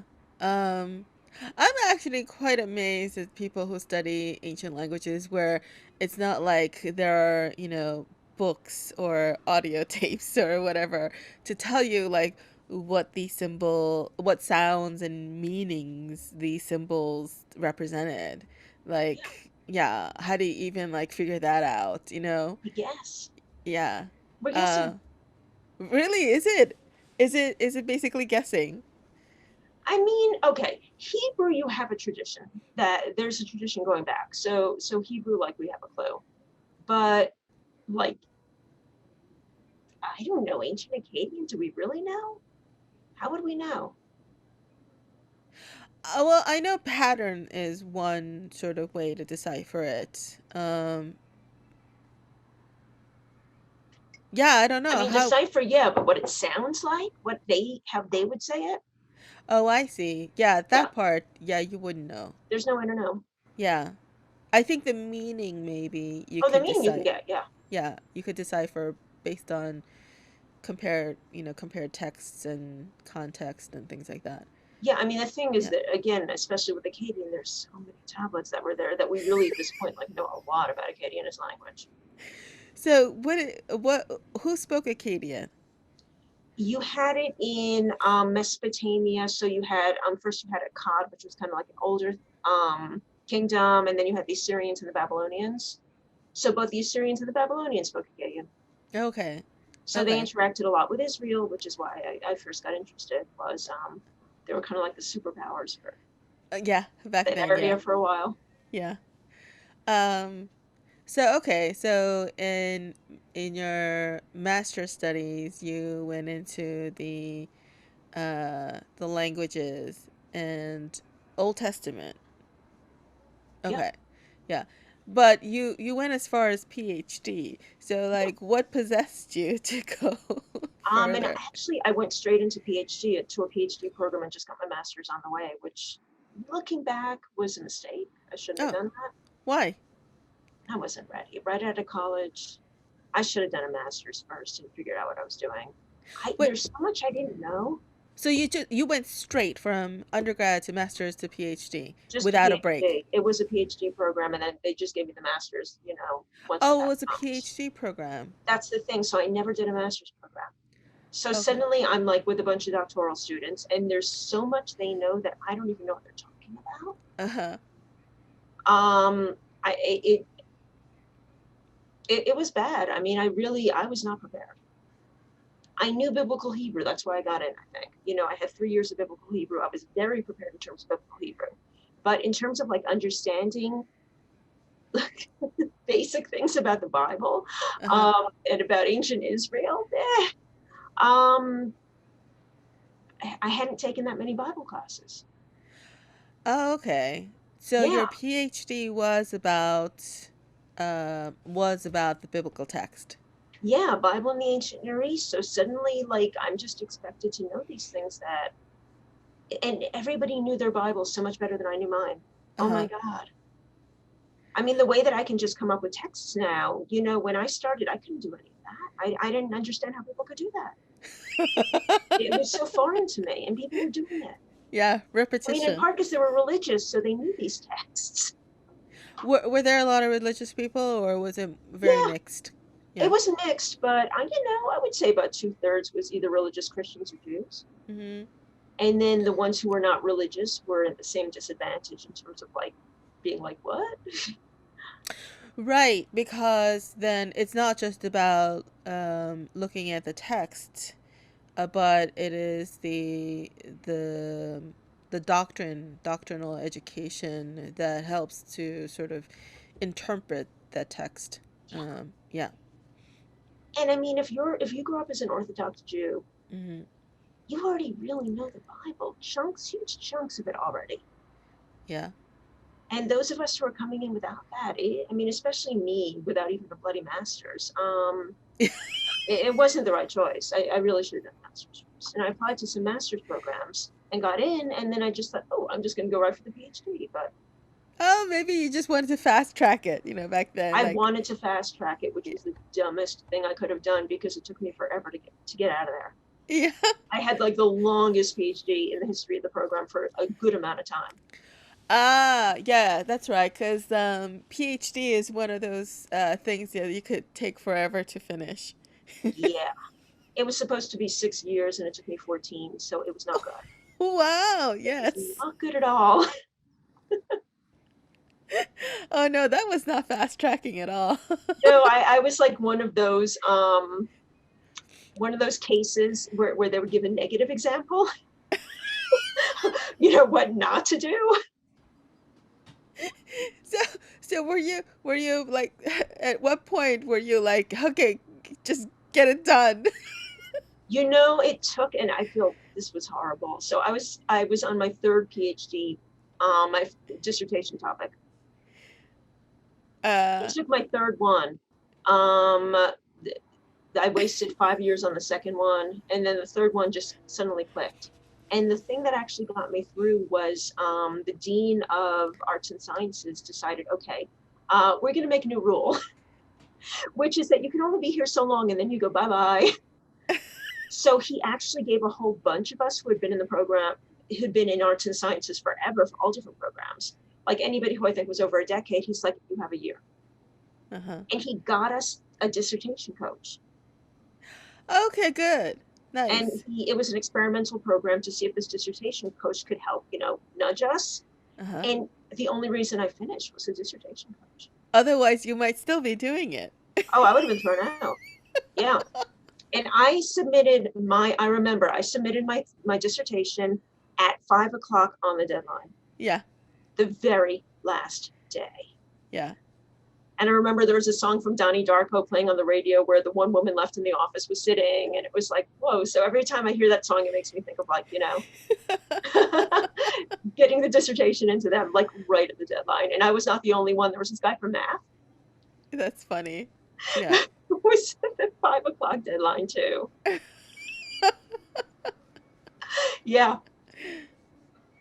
Yeah, I remember those deadlines. I remember there were a couple of times when I actually had to walk my paper to the professor's residence. Hmm. Yeah, Yeah. exactly. Um, but okay, so but you finally did finish it. So wait, so you went through, you said, three different dissertation ideas. Yeah. What was your first one? Do you remember? Yo, boy, do I remember. Yeah, you don't forget that. Because I spent 6 months on that before I gave up. I loved my first time. I wanted to try to prove that the Song of Songs was connected with an institution called the Marseillais, Okay. which was, yeah, kind of like a funerary memorial thing. It was first suggested, as far as I'm aware, by this guy Pope, who wrote this really cool commentary on the Song of Songs. He was at Yale, I think, forever. So I read it in Pope, and I was like, I want to prove this. 6 months, realized there was no way to connect the Song of Songs to the Marseillais as much as I wanted to. Hmm. So then my advisor says to me, hey, I know what you could do since you like the Song of Songs. Why don't you prove that they thought it was erotic in ancient Israel? And I said, okay. So I spent 5 years basically going in circles trying to find a way to figure out how to prove what was considered erotic in ancient Israel, and then to say, oh, look, the Song of Songs fits that, which was insane. And it was Huh. basically just 5 years of like, I mean, I got a culinary degree during those 5 years because I was like so sure I was going to quit that I was like, okay, let's pivot. Um, which of course didn't help that I was in cooking school full time while I was like, supposed to be writing. Then after 5 years, Wait, hold on a second. yeah, You were in cooking school. yeah, I went and got a culinary degree in the middle of those 5 years. And I was running the writing center. I was running writing tutorial services too. So I was like doing a bunch of stuff other than my dissertation. Yeah. Oh So yeah. so you have a culinary degree. I have a culinary degree. Yeah. So if this doesn't work out, you could go. And I was about to quit and start working at restaurants. That was it. That was the path because I knew this dissertation wasn't going to happen. Wow. That Yeah. that's quite interesting. So wait, what's your specialty in terms of cuisine? Or I mean, I actually really like baking. I probably would have ended up working for a bakery yeah, yeah. because I became really, really interested in baking. I don't know if I would have been more like bread or pastry, probably pastry. Okay. Yeah. Yeah. Yeah, that was kind of my love. Even when I moved to LA, like I thought about applying for some jobs doing baking. So it was there for a while. Yeah. Baking is I find baking to be kind of uh meditative sometimes. Um it's cooking it feels like a frenzy. Well, unless you organize everything well. So if you're organized and you get all the prep work, all done, and then you cook, then it's just a matter of cooking. But like the way I cook is because I want to save time. Let's say I'm making a stir fry, so I'll chop up some onions, put that on the pan, and as it's browning, as it's Yeah. caramelizing, I'm chopping up something else to throw in, on top of that. And I invariably end up overcooking stuff because I'm not timing things right. Yeah. But you get a feel for timing and, Yeah. yeah. No, I do that too when I'm in a hurry. Yeah, but like in a restaurant, you have people chopping things up for Yeah, you. you have your Yeah. home mise en place, everything's set up. Yeah, yeah, yeah. But it's still frenzied as anything. That's right. Yeah, it is frenzy, right? Oh Cooking yeah. is a frenzy, but baking though is a little different. I feel like, Yes. yeah, it's almost meditative. Um, Yeah, I think I would have done much better on the yeah, baking path than the cooking yeah. path. Yeah. I tried making croissants at home once, and the amount of time that it took, Oh my God. yeah. I know. Uh, but to speed things up, instead of chilling um, the dough in the refrigerator for 2 hours between each step, I decided I'll just stick it in the freezer for 10 minutes. But of course, I forgot about the part Oh, where the yeast has to rise. That's why you're sticking it in the refrigerator for two yeah, hours. It's not just a matter of hardening the butter. exactly. Yeah. But anyway, so it came out very dense inside. The outside looked perfect though. Um, That's good. At least yeah, it looked pretty. Yeah. yeah. But anyway, so I digress. So yeah, you have a culinary degree. Yeah. Wow. So is that something that you could still fall back on if things don't work Mm. out? At this point, I've forgotten so It's been too much. long. Yeah. Yeah, I think it's far too long. Um, So and you're dissertation topic 3 actually went pretty quickly once I had it. what was it? It was sexual. It was actually based on a chapter, a 100+ page chapter from dissertation topic 2, where I was looking for erotic elements, and I had this whole dumb theory about erotic elements, and one of them was basically what I called sexual transgression. What And sexual then what? sexual transgression. Okay. which includes that ended up actually being the dissertation topic I went with. I just took this chapter and made it into a dissertation. So basically, sexual transgression includes like violation of like God's rules about sex, like adultery or incest or bestiality. Then you have violation against like civil rules. That's also sexual transgression, like things that are outlawed by the judicial system. And then I also had as part of sexual transgression things like rape, things that are violation of a person's personhood, of a sexual nature that cause trauma. So I ended up actually studying all that and making this whole crazy thesis that I don't believe anymore, but at the time I was very excited about. Wait, so what was your thesis? Oh What God. was the actual thesis? So my actual thesis was that there were three kinds of sexual transgression in ancient Israel, and that they actually overlapped. So you have transgression against God, transgression against basically society, and transgression against individual people. And then the massive dissertation, which was almost, I think, 400 pages, was showing how each one was conceptualized in biblical texts and then how they interacted. It was a massive tome. And I mean, parts of it I think are right, but my whole idea about these three different types of transgression, I'm not so sure. You don't think there are three types, or you don't think those categories necessarily exist? Categories, I don't think that's how they conceptualize things. I think I was wrong. Oh, I see. Okay, so they Yeah, conceptualized it differently than what you thought. Okay. yeah, yeah, I'm pretty sure. Yeah, so do you have an example as to like how they would have conceptualized it differently than what you said? There were things that I realized afterwards that didn't fit into any of my categories. Okay. Like, Like stuff, like for example, stuff that could be considered violation of cosmic law. Like that seemed to go against the rules of the universe. That I was trying to shove into like religious transgression. But cosmic law. Uh, yeah. was that a concept in ancient? Well, that's Uh, the problem is I think it may have been. I think it may have been. And I did not have anything. I mean, I just kind of put that with transgressing God against God.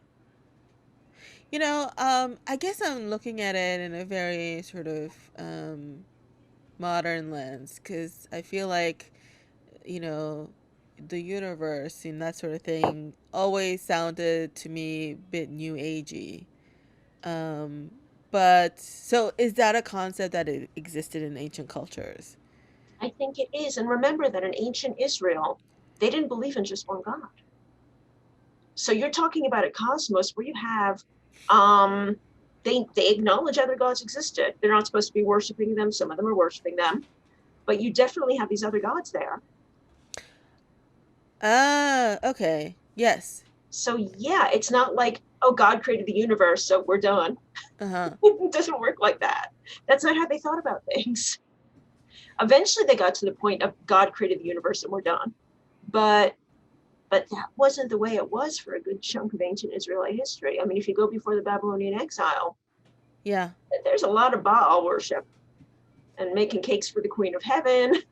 Yeah. They're doing a lot of stuff there that shows that they believed in other gods. Ah, yeah, you're right. Um, The fact that in Leviticus, you have to be told not to sacrifice your babies to Chemosh. I yeah. mean, really? You have to be told that?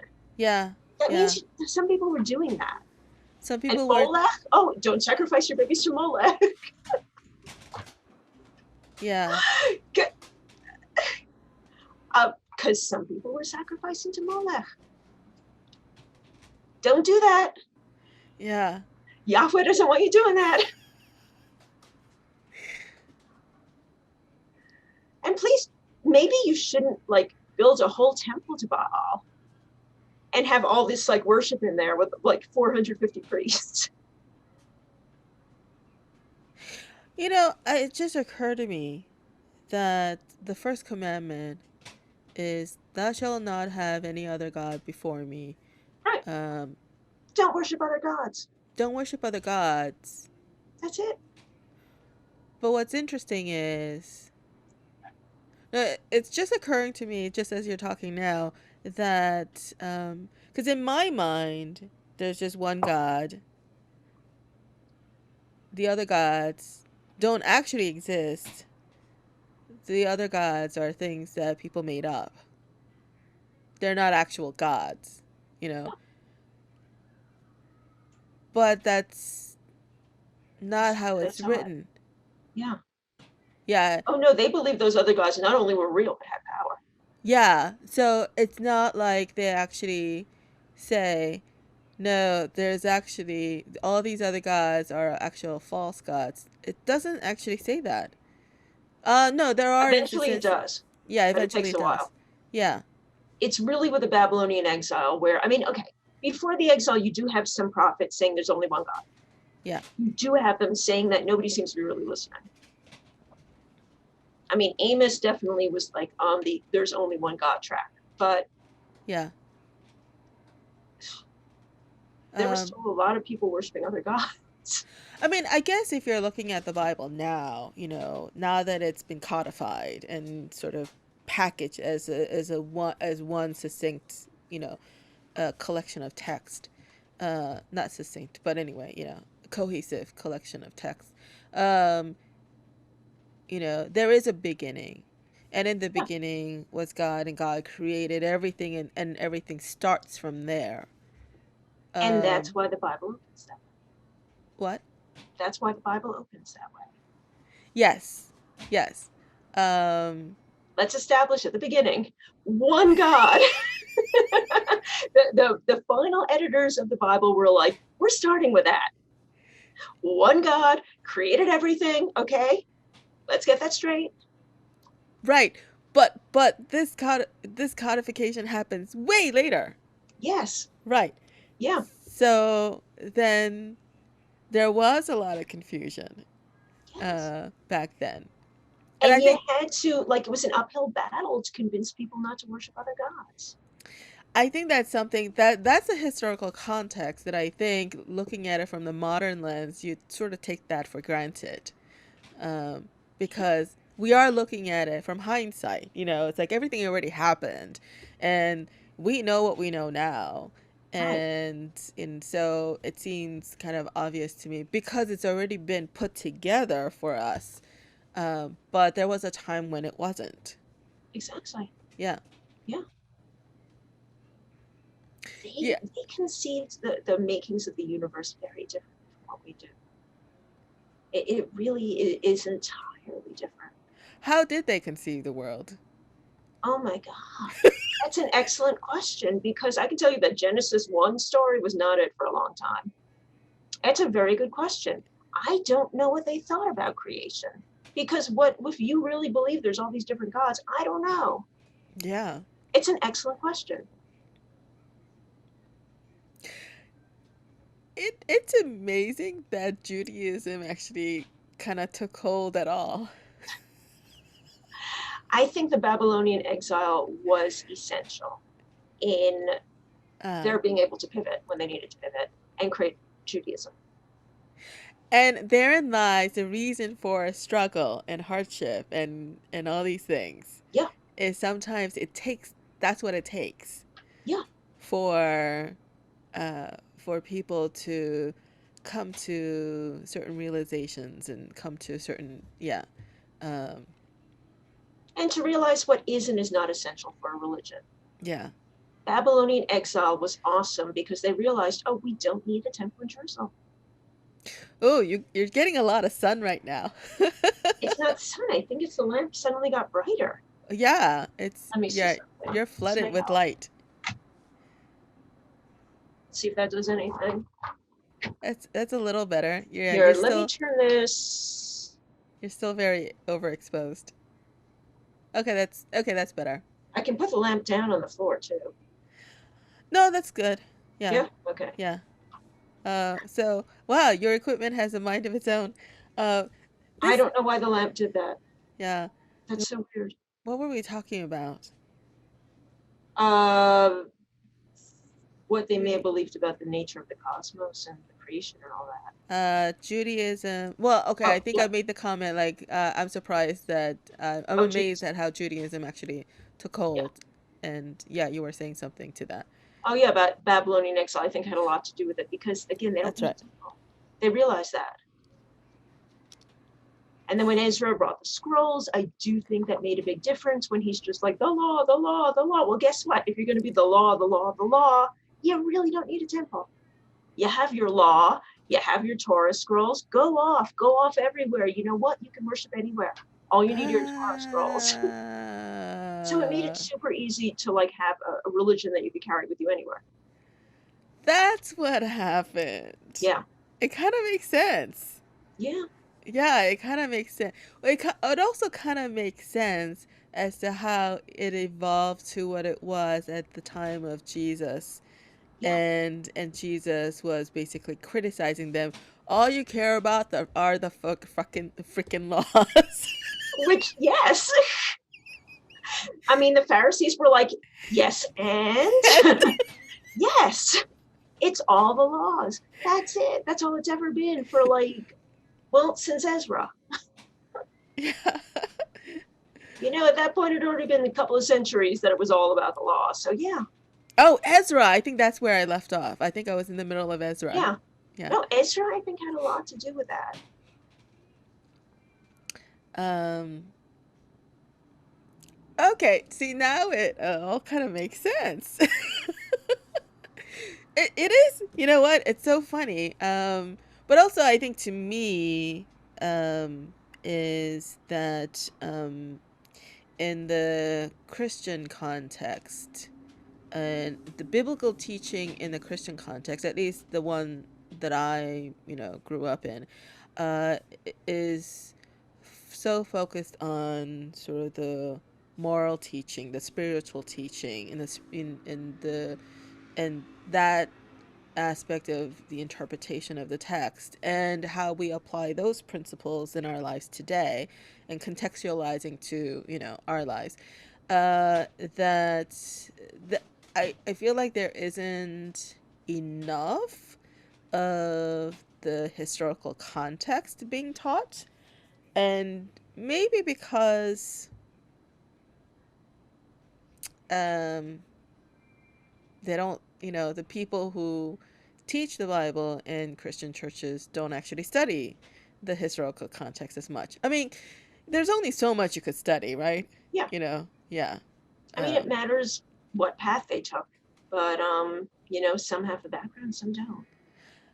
yeah, but I think even so, like, you go for masters in religion or, postdoc or, whatever, in order to become uh, a pastor or minister, right? So it's like, I don't know how many years. I think my sister, 3 years and then 2 more years. I think so, 5 to 6 years, maybe 7 years altogether. Um, it could also vary depending on the denomination. Um, but anyway, you're talking a good chunk of your life devoted to study, and and there's only so much that you could cram in. That I think if something had to fall to the wayside, it is the history, the nitty gritty history. Actually, I think they do historical study, but maybe in like sort of big Yeah, broader sweep. broader strokes Yeah, as opposed to like because I mean, it's not always a priority. yeah yeah. So, It's interesting though. It's oh fascinating. yeah, Yeah, it's very interesting. Uh, but yeah. Okay. See, now it makes sense as to why Judaism went in that direction. So by the time Jesus comes, why they were so focused on the law. yeah, Yeah. oh yeah. Um, yeah. And you get why most Jews, when they heard it, were like, "What?" Right. Like what he was saying was like, you either thought it was the most brilliant thing you ever heard, Mm-hmm. and then you became a Christian because you were like, "This makes sense," or Mm-hmm. you were like, "No, this is what the law says. We're going to do what the law says." Yeah. and that's the end of it. Um, so is Judaism now still very heavily focused on laws? Okay. Yes. What happened is once you had the diaspora and they brought their Torah scrolls, la la la la la la. Then you had rabbinic Judaism become the primary form of Judaism, where the focus was on big shock, the Torah laws. And what they decided to do was start explaining the Torah laws and then explaining those explanations as time went on and new questions arose and things changed, and then explaining and then explaining and explaining. And that's how you got the Talmud, which is basically just a bunch of stuff explaining the Torah laws. And then you have all this commentary after. So you have, like in a Talmud today, you'll have like the Bible text. And then all around, you have so many different commentaries from all these different periods and places and stuff. So yeah, it's all centered on the law. Mm. It's all about the law and commentary on the law. I Um, mean, Orthodox at least, you know. and the interpretations change, right? Oh With yes, time. Yeah, okay. In but you terms still of like have to, in Orthodox Judaism, it's still important to know, you know, how the interpretations have evolved and what different interpretations were. That's considered to have great value. um I find that I mean, I guess every religion has some aspect of this, you know, rules and laws and stuff that govern. I don't know if govern is the right word, but you know, um for lack of a better word, that govern, you know, the that religion. Um but I find that expressions of certain religions where it's heavily relied on the rules or the Mhm. laws. Um, I find that sometimes they take it to kind of a ridiculous level Yes. to make it fit Yeah. as times change, as you know, cultural, you know, societal rules change, as technology changes, as you know, different things. In Orthodox Judaism, you see this. Yeah, You see it a lot because of all the things that change. yeah. And like So the big question of whether a food is kosher. Well, there's so many new food products that at this point, if you go to a website like the OU, the OU Orthodox Union, I think, it's like a running scroll because yeah, there's new food products all the time. yeah, So like they have to determine is it kosher? yeah.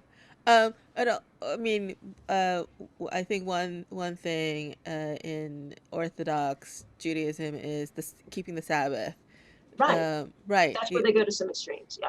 Yeah, they do go to some extremes where. Mhm. Um, so one thing I heard about is how I forget what it's called, where they sort of string up lights or something along a path so that because I think the Sabbath you cannot operate any kind of machinery, but there are certain types that you have to, you know, let's say like a baby carriage.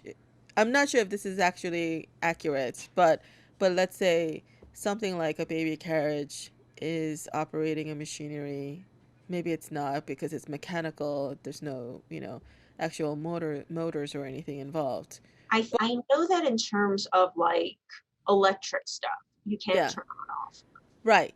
I think in terms of the manual labor type stuff, it gets more confusing, like things like pushing a carriage. I'm assuming you can do that. I mean, I've seen Um, women doing that, like on Shabbat, so I know you can do that.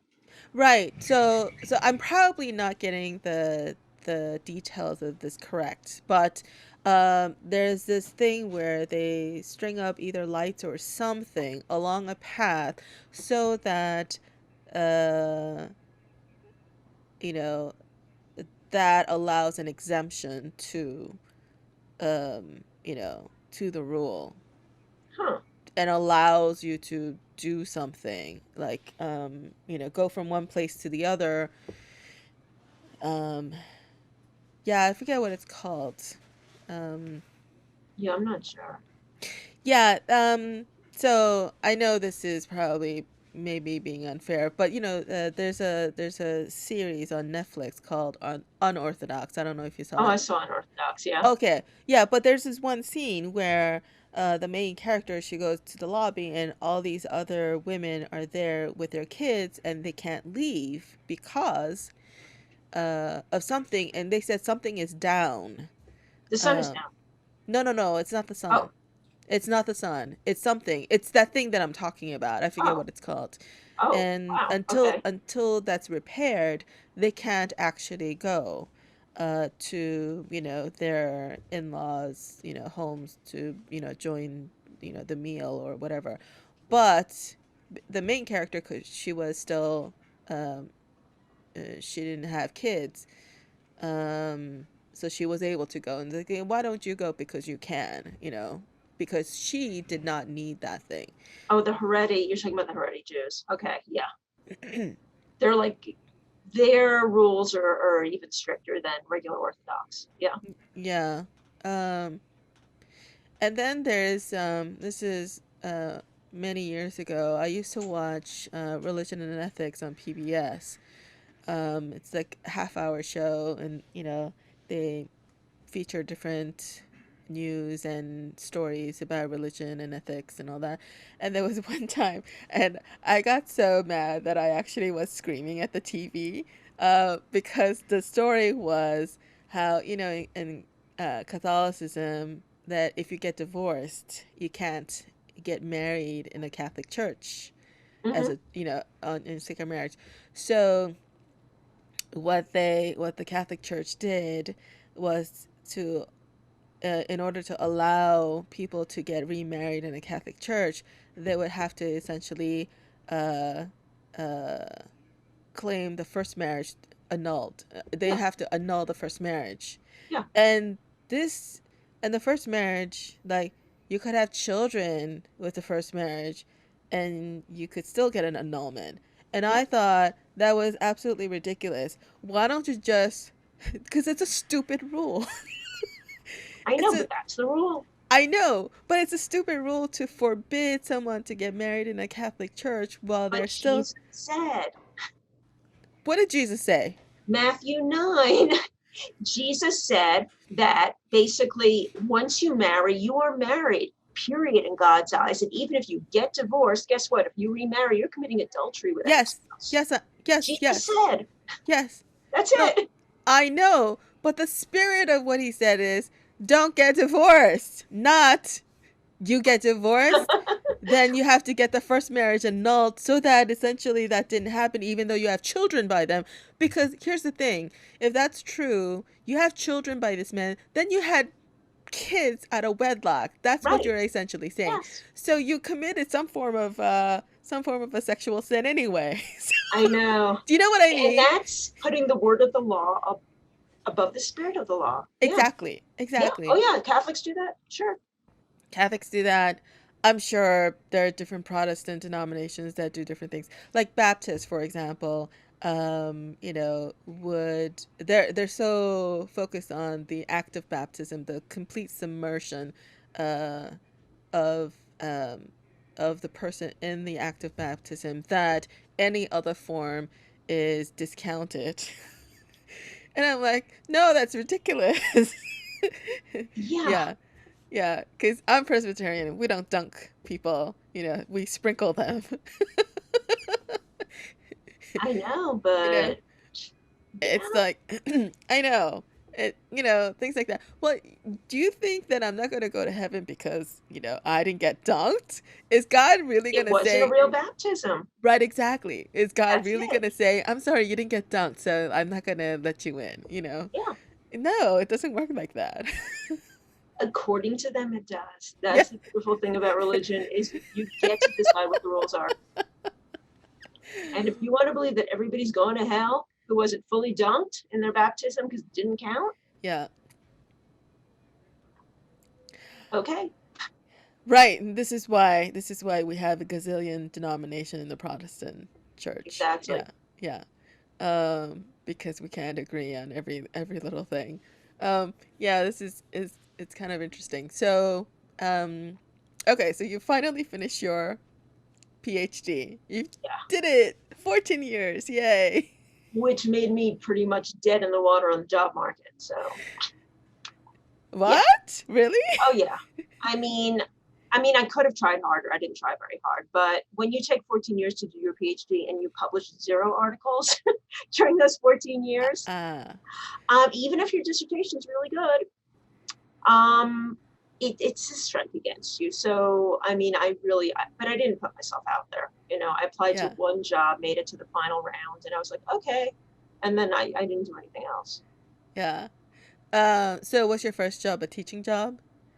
In LA, I actually never got something Bible related. So I was doing stuff unrelated. I was doing SAT prep Ah, okay. and adult ESL. And Yeah. then when I moved here, it just happened that our next door neighbors, one of them was like a very well-known member of the English department, and he knew the head of the religious studies department. So he's like, oh, just, do this, that, and this, and I'll tell him about you. And that's how I eventually got a job at UNM Adjuncting was,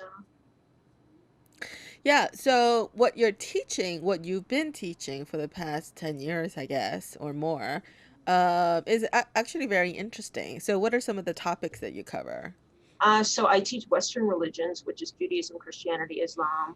And then let's see, in terms of Bible, I've done gender in Bible, or the Bible and gender, I forget which way it is, sexuality in the Bible, biblical law. Um, and then I just started teaching sex and religion.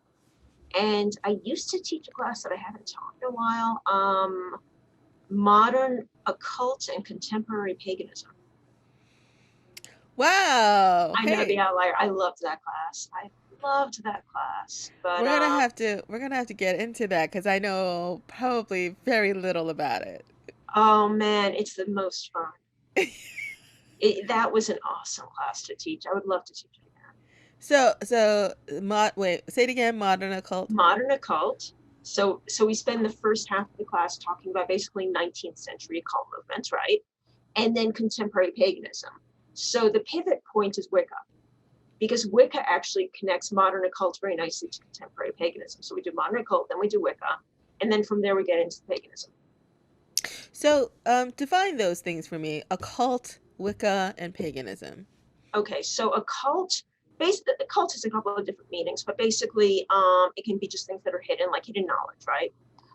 In terms of religious movements, it's usually movements that that are not commonly known, like they're kind of under the radar.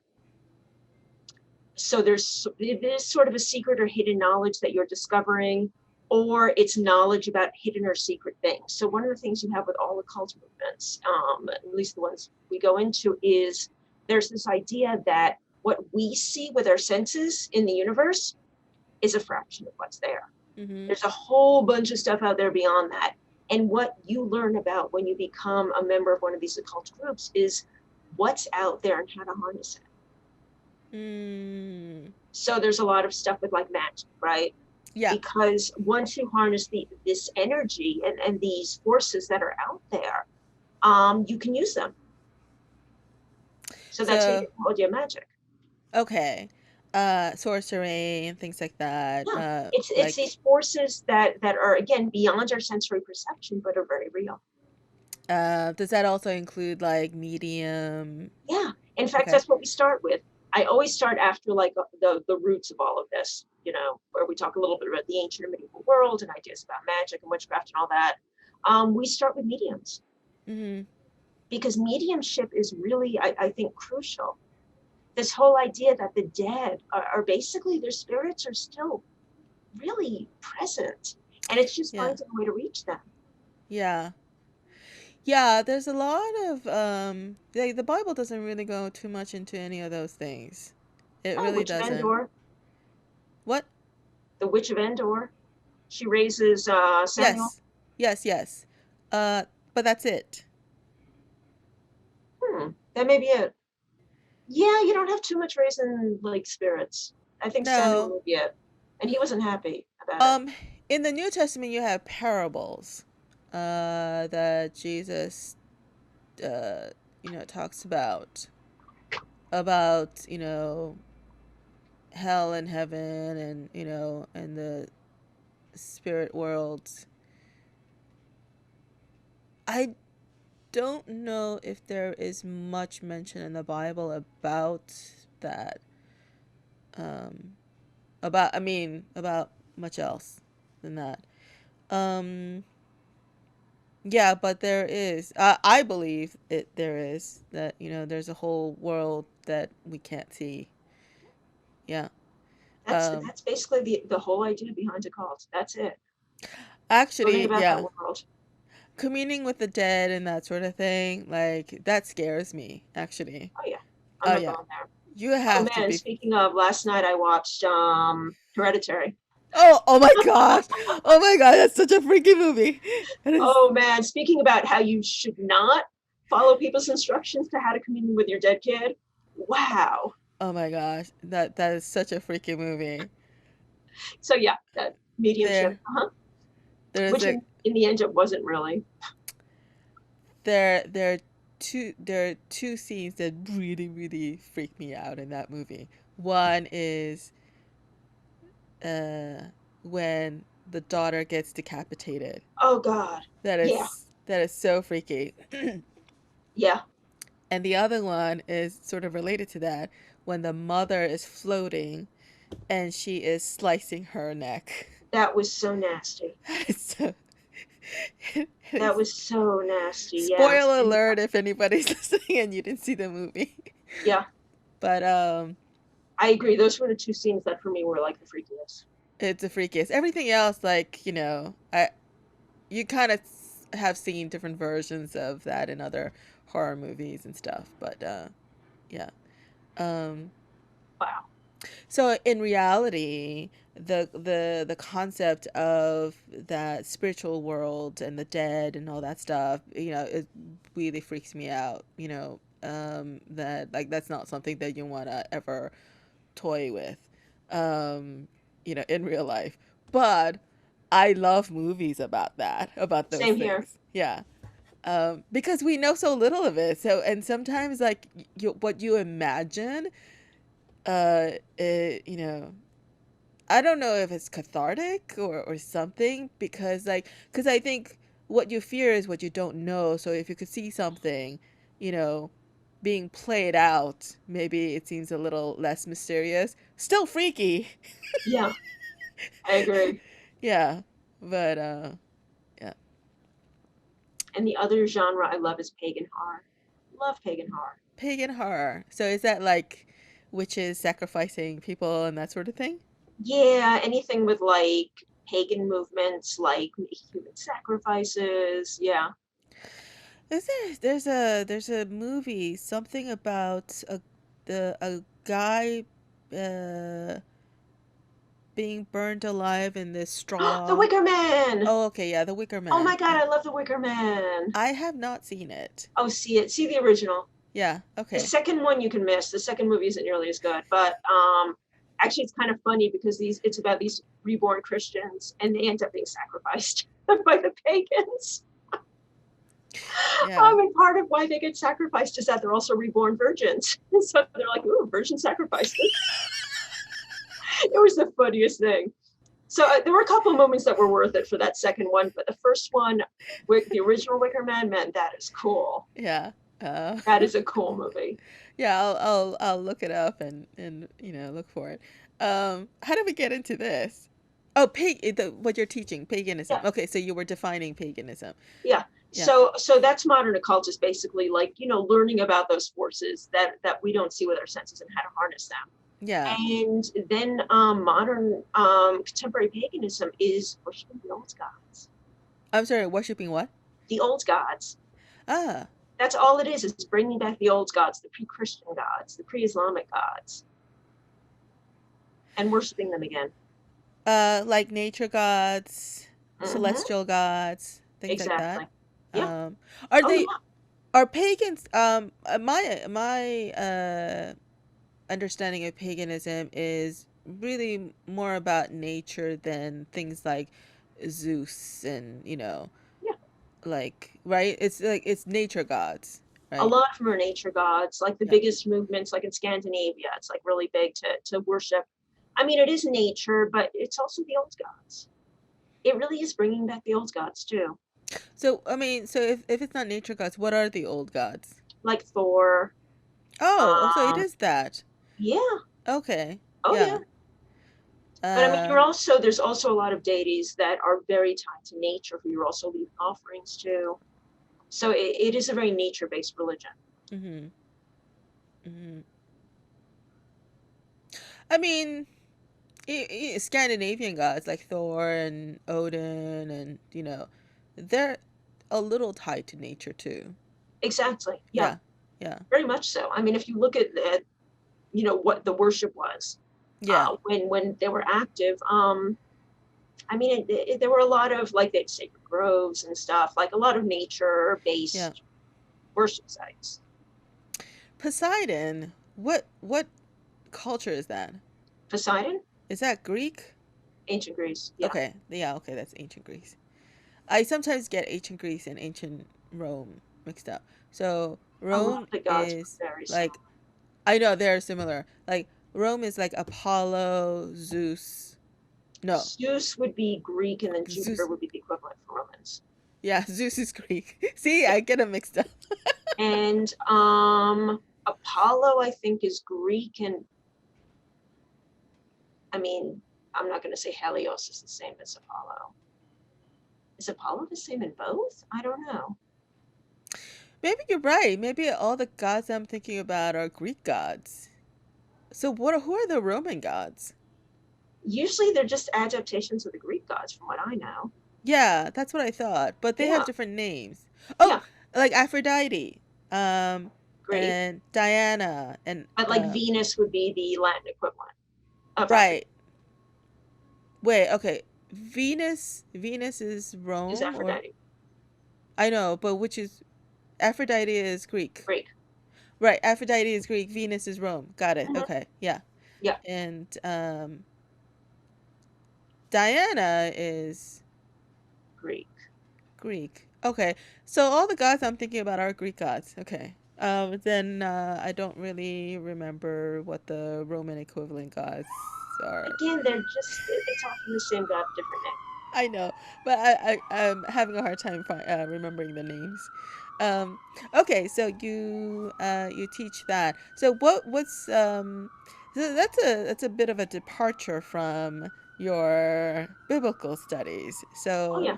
yeah, so why did you get into paganism and all that? It was actually the first semester I taught Western religions. I had a section towards the end on new religious movements, and one of those was contemporary paganism. And one of the students came up to me after and said, "Hey, I'd love to do an independent study with you." So we created an independent study course, and that Ah, was the modern occult of contemporary paganism. And then I liked it so much, and I learned a tremendous amount doing it with him that I did a course proposal for it, and it got approved, and that's how it started. nice. So you said you haven't taught that in a while. Yeah, the thing is, the classes that I used to teach at night, like I love doing Tuesday evening seminars in the spring. When enrollment started to dwindle, that became less and less possible. Hmm. So I had a chair who was really gung ho about those classes, and then we switched chairs. And the new chair doesn't seem so gung ho about modern occult contemporary paganism. So she hasn't been like, "Hey, why don't you teach that?" Instead, she's like, "Hey, why don't you create a brand new class on sex and religion?" And I said, "Okay." Yeah. Oh, there you go. Yeah, Yeah. whatever she wants me to do, I'm going to do, of course, you know? How is the sex and religion course going? It went well. I taught it for the first time this past fall. I'm going to teach it again in the spring, next fall. I'm going to make some changes. Some things the readings were too challenging. Oh, okay. I mean, when there were readings that even I struggled with, I think I need to get rid of those. Yeah, So okay. some things need to change. um, they're challenging because why? Oh man. So like the hardest one was I did a week of sacred sex. And I decided to really get into, oh, what is it called? In Hinduism, with the body fluids and everything. Mm. I'm blanking on the name of it, but It's okay. You could probably make it up, and I won't know the difference. yeah, basically, like in Hinduism, you have this whole um, weird, very strange system with ways to connect with the divine that involve a lot of body fluids and sexual acts, and it gets really weird. Hmm. So I decided to go there, Okay. and I can't tantra. Oh, tantra. Yes, yes. And Yeah. tantra, once you actually start getting into tantra, not looking at like the wacky Western, like, you know, That's the version I know. so I decided let's really look into tantra. So once I started looking into tantra scholarship, thinking, oh, I can find something that they'll understand, I realized the the stuff that I could get access to, because of course I was 1 week ahead of the students, so I couldn't really do a lot of interlibrary loan, especially during like the pandemic. So I had to use only what was in the library, um, that I could access online because the library was closed. It was so hard to understand. Mm. Oh man, I went through, I would say, 10 different electronic sources trying to find a reading on Tantra in India that that they could understand. And the one I came up with was like the best of the bunch, and it was really almost indecipherable. It was so hard to follow. Like I could barely follow them. Mm. So the students were like, ah, and I was like, yeah. I need some reading on tantra that's somewhere between like the total flakiness and Yeah. like super hardcore dry academic that's just Yeah. it's such a complicated history. That's what I learned. Um. So what? So sex and religion. So what are the different religions do you include in that? So we do Judaism, Christianity, including both Protestant and Catholic, Islam, Hinduism, Buddhism, and a little bit of Confucianism. Is Confucian considered a religion? I always thought it's more of Actually, a no, Taoism. philosophy. Sorry, Taoism. Okay. Yeah. Confucianism, it's like It's Taoism. Is it a religion? It's in I my always book. okay. Yeah, I always thought Confucianism was more like akin to philosophy than a religion per se. Which you can also say about Taoism. Yeah. Yeah. Yeah. So yeah, we do a little bit of Taoism too, but there Mm, is the question of whether it's a religion. yeah. I mean, my culture is steeped in Confucius think principles. Um I don't know if we actually I'm sure some people study it.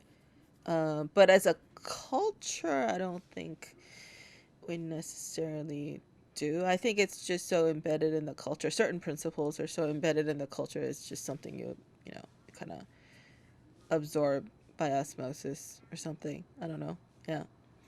Yeah, Um. I think it's a lot like Taoism. Yeah. Yeah. I mean, I guess. I mean, you could call it a religion. I guess. I don't know. Yeah. Yeah. I think. Um.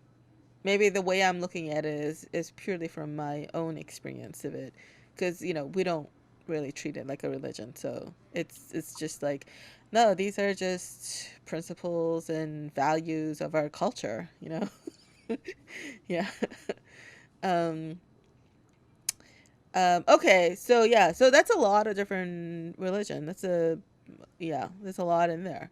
So do you look at how a particular sex thing is in all those things, or you just What I picking and decided choosing? to do is, so the first half of the class, we kind of like each week we do a different religion. So I Okay. spend that week, like, first of all, giving like the basics of the religion because I don't know that they know anything about these religions. Right. And then we talk a bit about sex and sexuality in each religion. Then what we do for the second half is themes. Mm. So we'll spend an entire week on views towards premarital sex. Mm-hmm. And we'll look at 3 different religions, sometimes movements within those religions, and views on premarital sex. So you get overriding themes. Yeah, that's very interesting. So, are you looking at it from sort of the modern iteration of those religions, or particular historical context? Mostly for the second half, it's modern. Mm-hmm. Yeah. Not completely, but mostly. I mean, like for example, with sacred sex, I did it. It was heavier on the historical. Sure. Yeah, because I don't think it really happens in the major religions today. Does And it? there's still a lot of tantra. That's something that was interesting. Well, Tantra, I don't know anything about. So, yes, I It's guess I didn't. still there's still some pretty hardcore tantra, but it's not as hardcore as it was back then. Yeah. And with Taoism, like the sort of thing that we're studying, I don't think they do anymore. The Taoist stuff is really wild, some of it. But that was a while ago. So for that we do historical, but a lot of it is more modern. hmm. I don't know anything about Taoism. Oh, neither did I until like I was told I was teaching sex and religion. And then I decided, okay, I better first of all figure out how to teach this, and second of all learn something about these religions. Yeah. Yeah. So what is Taoism in a nutshell? First of all, I do think it's more philosophy. Yeah. And basically the whole idea is to be in alignment with the Tao. And the whole idea of the Tao is kind of like the natural way that the universe flows. Oh, right, right. Okay. Yeah, So yeah, go yeah. with it. Yeah, yeah, yeah. Okay. Now it does ring a bell. Yeah. Yeah, that is more like a philosophy than a religion. Yeah. But Somewhat then it art. has religious aspects too. And that's where it got interesting with sacred sex, because then it becomes like very much like a religion. Oh, interesting. So Yeah. certain aspects of Taoism are heavily religious and certain are not. There is that aspect too when it comes to like feng shui. There's sort of like the surface practical kind of application principles and that sort of thing. But I heard that you could go really deep into it, and it does become kind of religious, very Huh. spiritual. No, what is that word? It's about energy, right? It is about energy, but it kind of gets really very into like almost mystical kind of you know areas. Um, yeah, it is about energy flow, energy and energy flow. Um, yeah, I I was interested in it for a while, um, and so I kind of went to a few like different seminars or whatever, and the sort of the non spiritual, non aspect is called actually mundane, and then the Makes other, sense. yeah, and then the other part I can't remember if it's called spiritual or something else. I forget. It might be called something else. But anyway, yeah. You could get quite, deep into it. But um yeah. Okay. So, those are very interesting topics. Which Yeah. which is your favorite? In sex and religion, No, I mean of all the courses that you have taught. oh, modern occult contemporary Oh yeah. paganism. I mean, it's so much fun. We do Satanism for a week. We do Nazis in the occult. I mean, we do fun stuff. That course is Yeah. awesome. Yeah. So the Nazis did get into the occult. Some Nazis got into the Some occult. okay, yeah, some Nazis Hitler got it. definitely, I don't think, was part of that train, but yeah. Okay. But yeah, and they got hardcore into the occult. Yeah. So Uh, it gets really interesting. Yeah, I love Nazis and the occult. And then when you pair it with like Aryan racial paganism, it's very mhm. cool. So we also do like, racial or racist paganism, whatever you want to call it, which is a really interesting, like, white supremacist paganism thing. I love that stuff. That is fascinating. Man. And you learn all these things, like, what the 14 words are and the 88 precepts. And it's like, oh, that guy has a tattoo of that. Okay, I know what that means now. Wow, so That's 88. Aryan pagan stuff, racial Aryan pagan stuff. Um, so like the different tattoos that the neo Nazis wear or have on their skin. That all means something. That all means something. Yeah. And it's usually race war stuff. Yes, probably. They're waiting for that race war. Yeah. Um, yeah, I find all that maybe we should talk about all that. Um, because I find all that quite interesting. The So lately I've been reading up somewhat on sort of the race relations in the US, and the histories and and all that stuff. Um, what I find interesting is the relationship between black and white in the US. I feel like is a little bit unique in its origins and in its evolution. That's different from uh, other cultures, even South Africa. Even that, Yeah. I think, Oh, yeah. yeah, it's different. And yeah, and uh,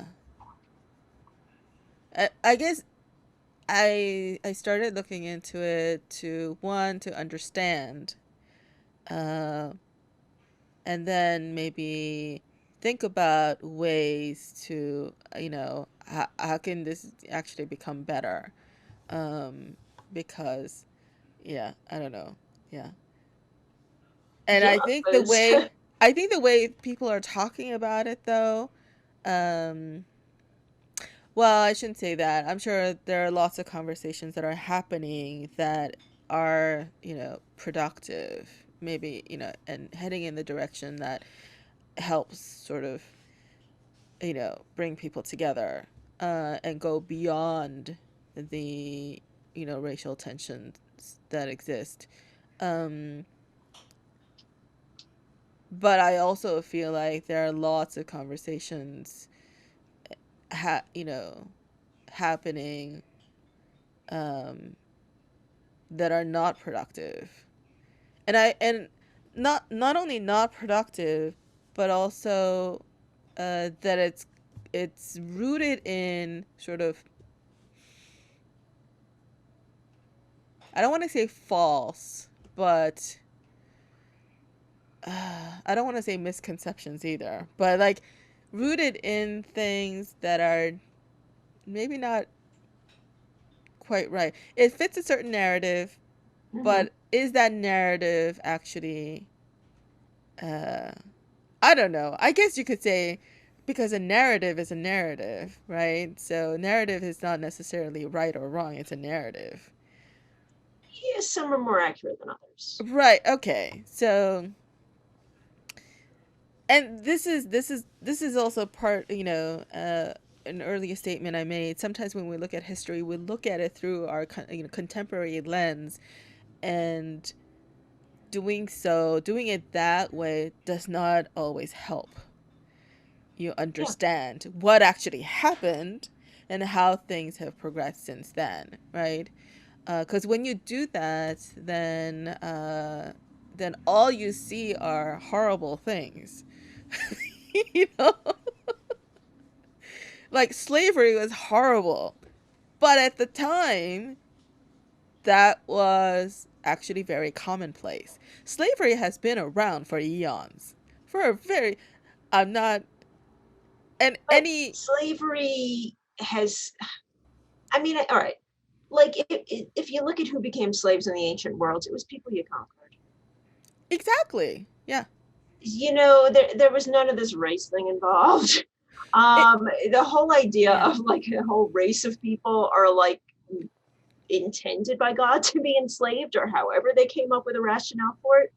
it's like so different from what was going on in the ancient world with slavery, where the slaves, they weren't beneath you. They were just Yeah. like people you conquered. And guess what? Once they bought their freedom, they were equal to you. Yeah, yeah. And It's actually, so different.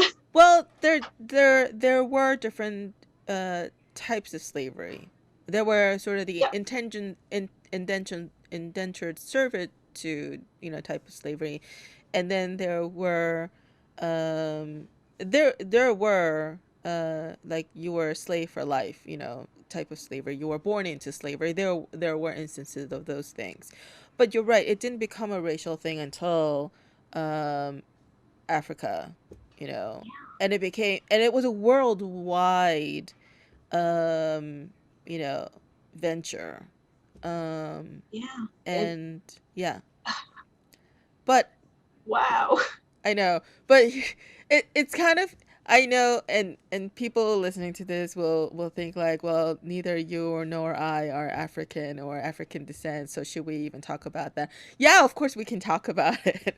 Yeah. uh, And I have to yeah, say that I know absolutely nothing about slavery after the what, first century CE? Let's first put it century. that way. Oh, okay, yeah, because you Yeah. study ancient history. Yeah. I mean, I've actually written about slavery in ancient Israel to some extent, but Yeah. that's it. That's really Well, not relevant. there it was there was some racial component there. When Egypt enslaved the Israelites. Okay, not racial, ethnic. And also I'm not so sure that ever happened. Um, I but mean, I guess it is ethnic because it's ethnic. It's they enslaved the people if we're gonna go there. yeah, okay, yeah, Yeah. I mean, you have a lot of us versus them in terms of peoples, but it's not yes, race. yes, yes. No, you're right. There is that distinction. Yeah, yeah, Yeah, I mean, they're all Semitic. What's the yeah, difference? The difference was basically what you aligned with, yeah. what you traced yourself back to. Wait, is Egypt considered Semitic? I mean, it's technically Africa, but it's North Africa. Yes, and there's a difference between Northern Africa and Sub-Saharan Africa. Culturally and ethnically, it is very different. Yeah, That's the thing. I mean, I think, I mean, they were really pretty involved in the politics of the ancient Near East. I mean, yeah, I know Egyptology is a different field. I never studied it. But when you think about how much Israel and Egypt were interacting and how much Egypt was getting involved in like the messes that they were creating with like yeah, Syria, yeah, um, they were heavily involved in the ancient Near Eastern political scene. yeah. And in fact, I see, like, I look at the entire Mediterranean as Yeah, sort of like a sort of one, maybe not cohesive necessarily, but sort of like a related cultures. there's some Yeah, cultural similarities. Yeah. yes, yeah. So yeah. Yeah, anyway, so yeah, I've been sort of curious about all those things, and so um to kind of unravel some of it, and why, I guess what I'm curious about is certain narratives that are being propagated today and perpetuated today. Is I'd like to understand the origins of those, because some of those narratives, like, I feel like they're not productive, and they don't really make sense. Um, Not that they don't make sense. Okay, they make sense.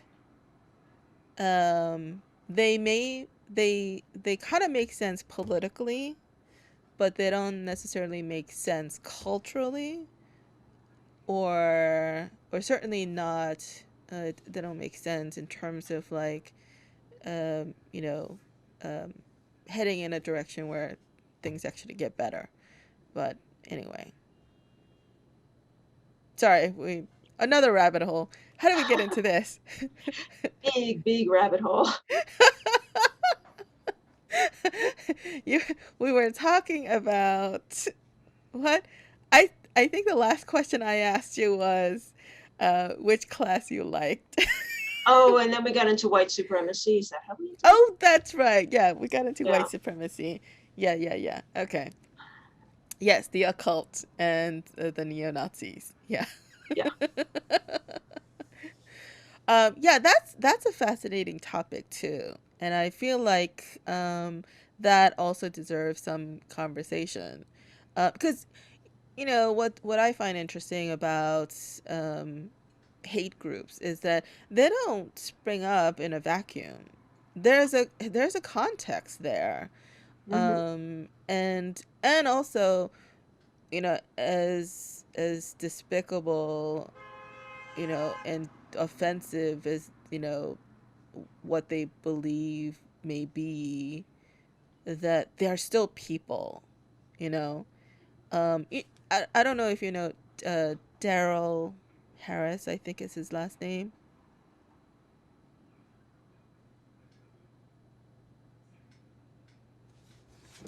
I have to look it up because I don't want to mess up his name.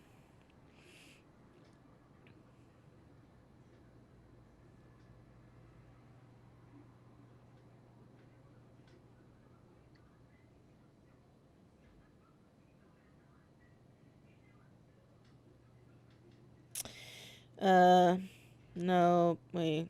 Okay.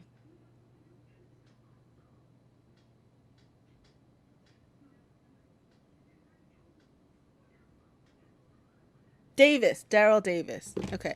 Daryl Davis, he's a musician.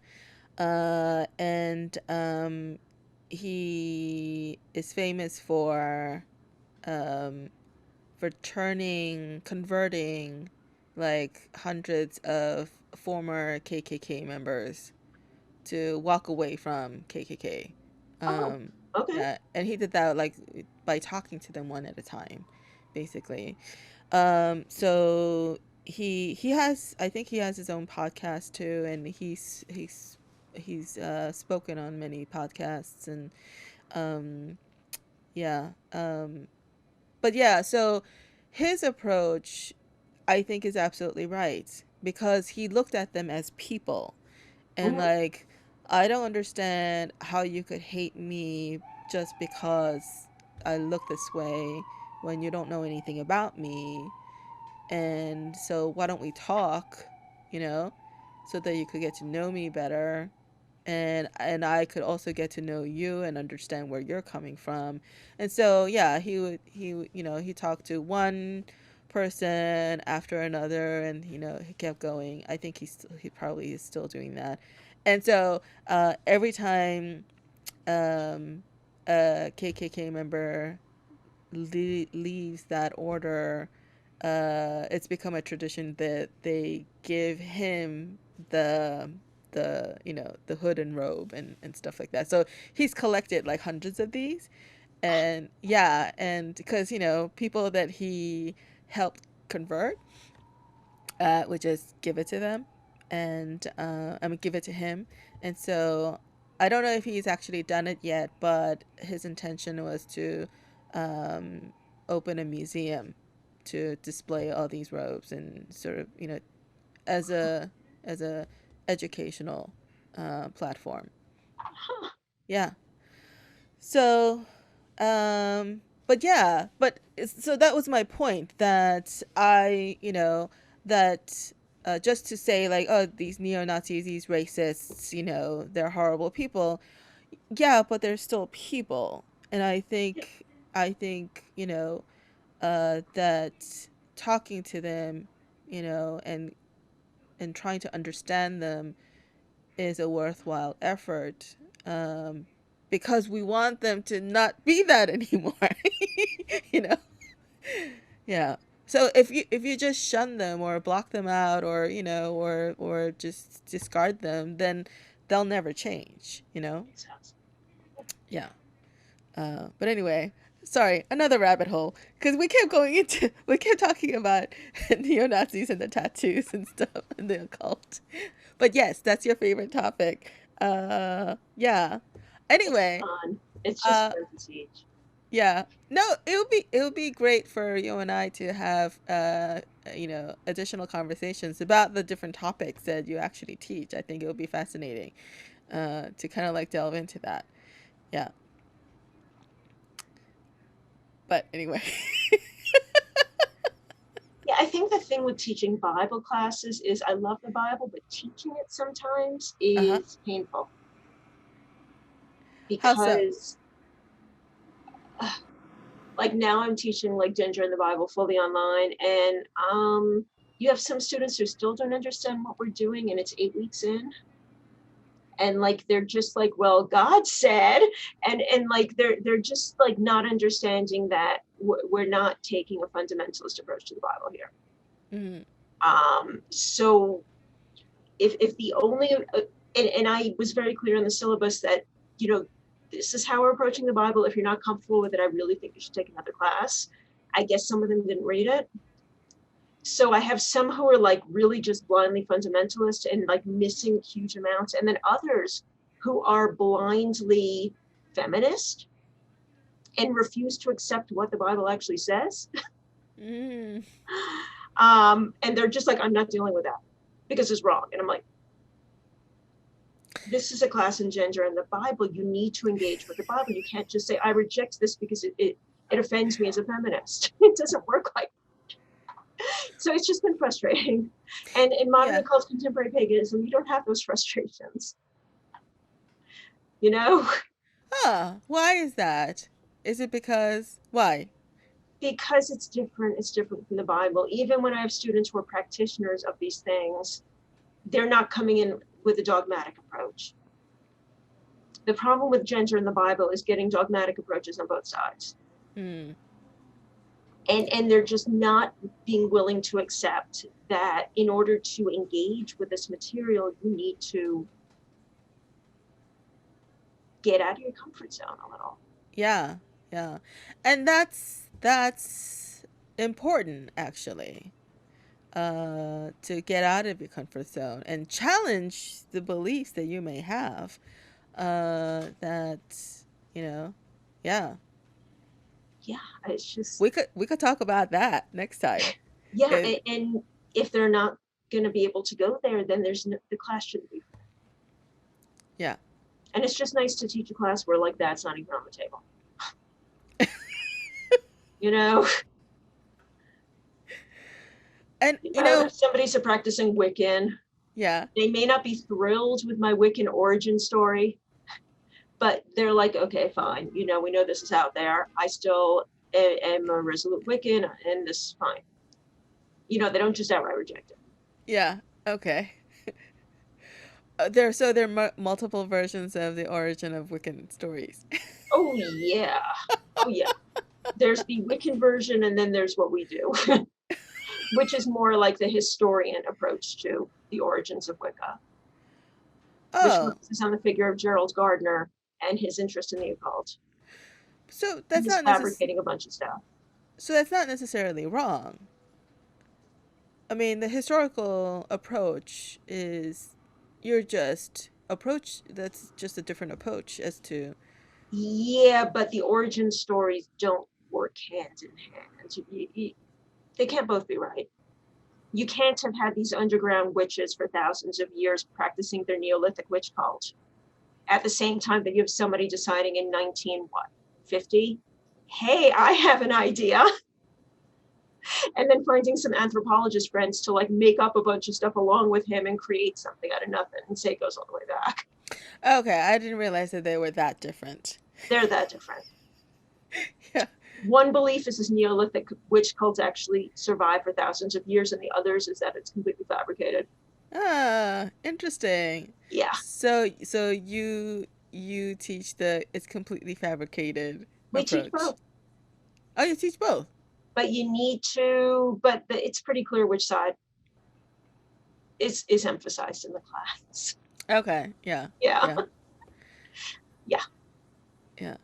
Yeah. Do you emphasize the it's all made up approach because It's most likely true. it's most likely true because that's what you believe? That Neolithic witch cult thing has been, and one of the things I have them read is basically a takedown on that by a wonderful feminist scholar. So it's not just an anti-woman thing, but she's just like, yeah, man, this is what we have. This is no. Well, a feminist would say, just because a woman said it does not make it feminist or No, but she's a not. well-known feminist scholar. not anti-feminist. No, I know. Yeah. I'm just, I mean, I know not a yeah, woman, but I mean, as a feminist, like she is yeah, she's a feminist. She yeah, is very openly feminist. yeah, yeah. Not just a woman, a feminist. And she's just like, yeah, this is nice, but here's why it doesn't work. Yeah. Why is Wiccan a woman thing? Are there men Wiccans? Yes. And in Okay. fact, it was started by a man and it was originally very co-ed. And then what you started having were movements where women basically, and this was kind of like with second wave feminism, that they were like, enough with the men. And that's when you started getting stuff like Dianic Wicca that was only women. Mm-hmm. Yeah. Because men were kind of dominating things, like big shock there. And they just wanted to have a space for women. So it made sense to have Wiccan movements that were female only. Yeah. Um, but that's what men do. They dominate. it's in, Exactly. it's in Yeah. their genes. But And especially when you have a man like, oh, and we're going to have sex as part of the rituals. You could see women being like, let's do our own version.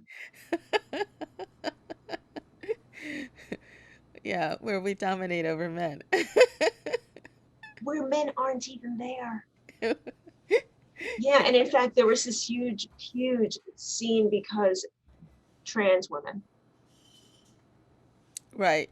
What do you do with trans women? And that's where some of the all women covens like got into weird issues. Right. Yeah. Yeah. Yeah.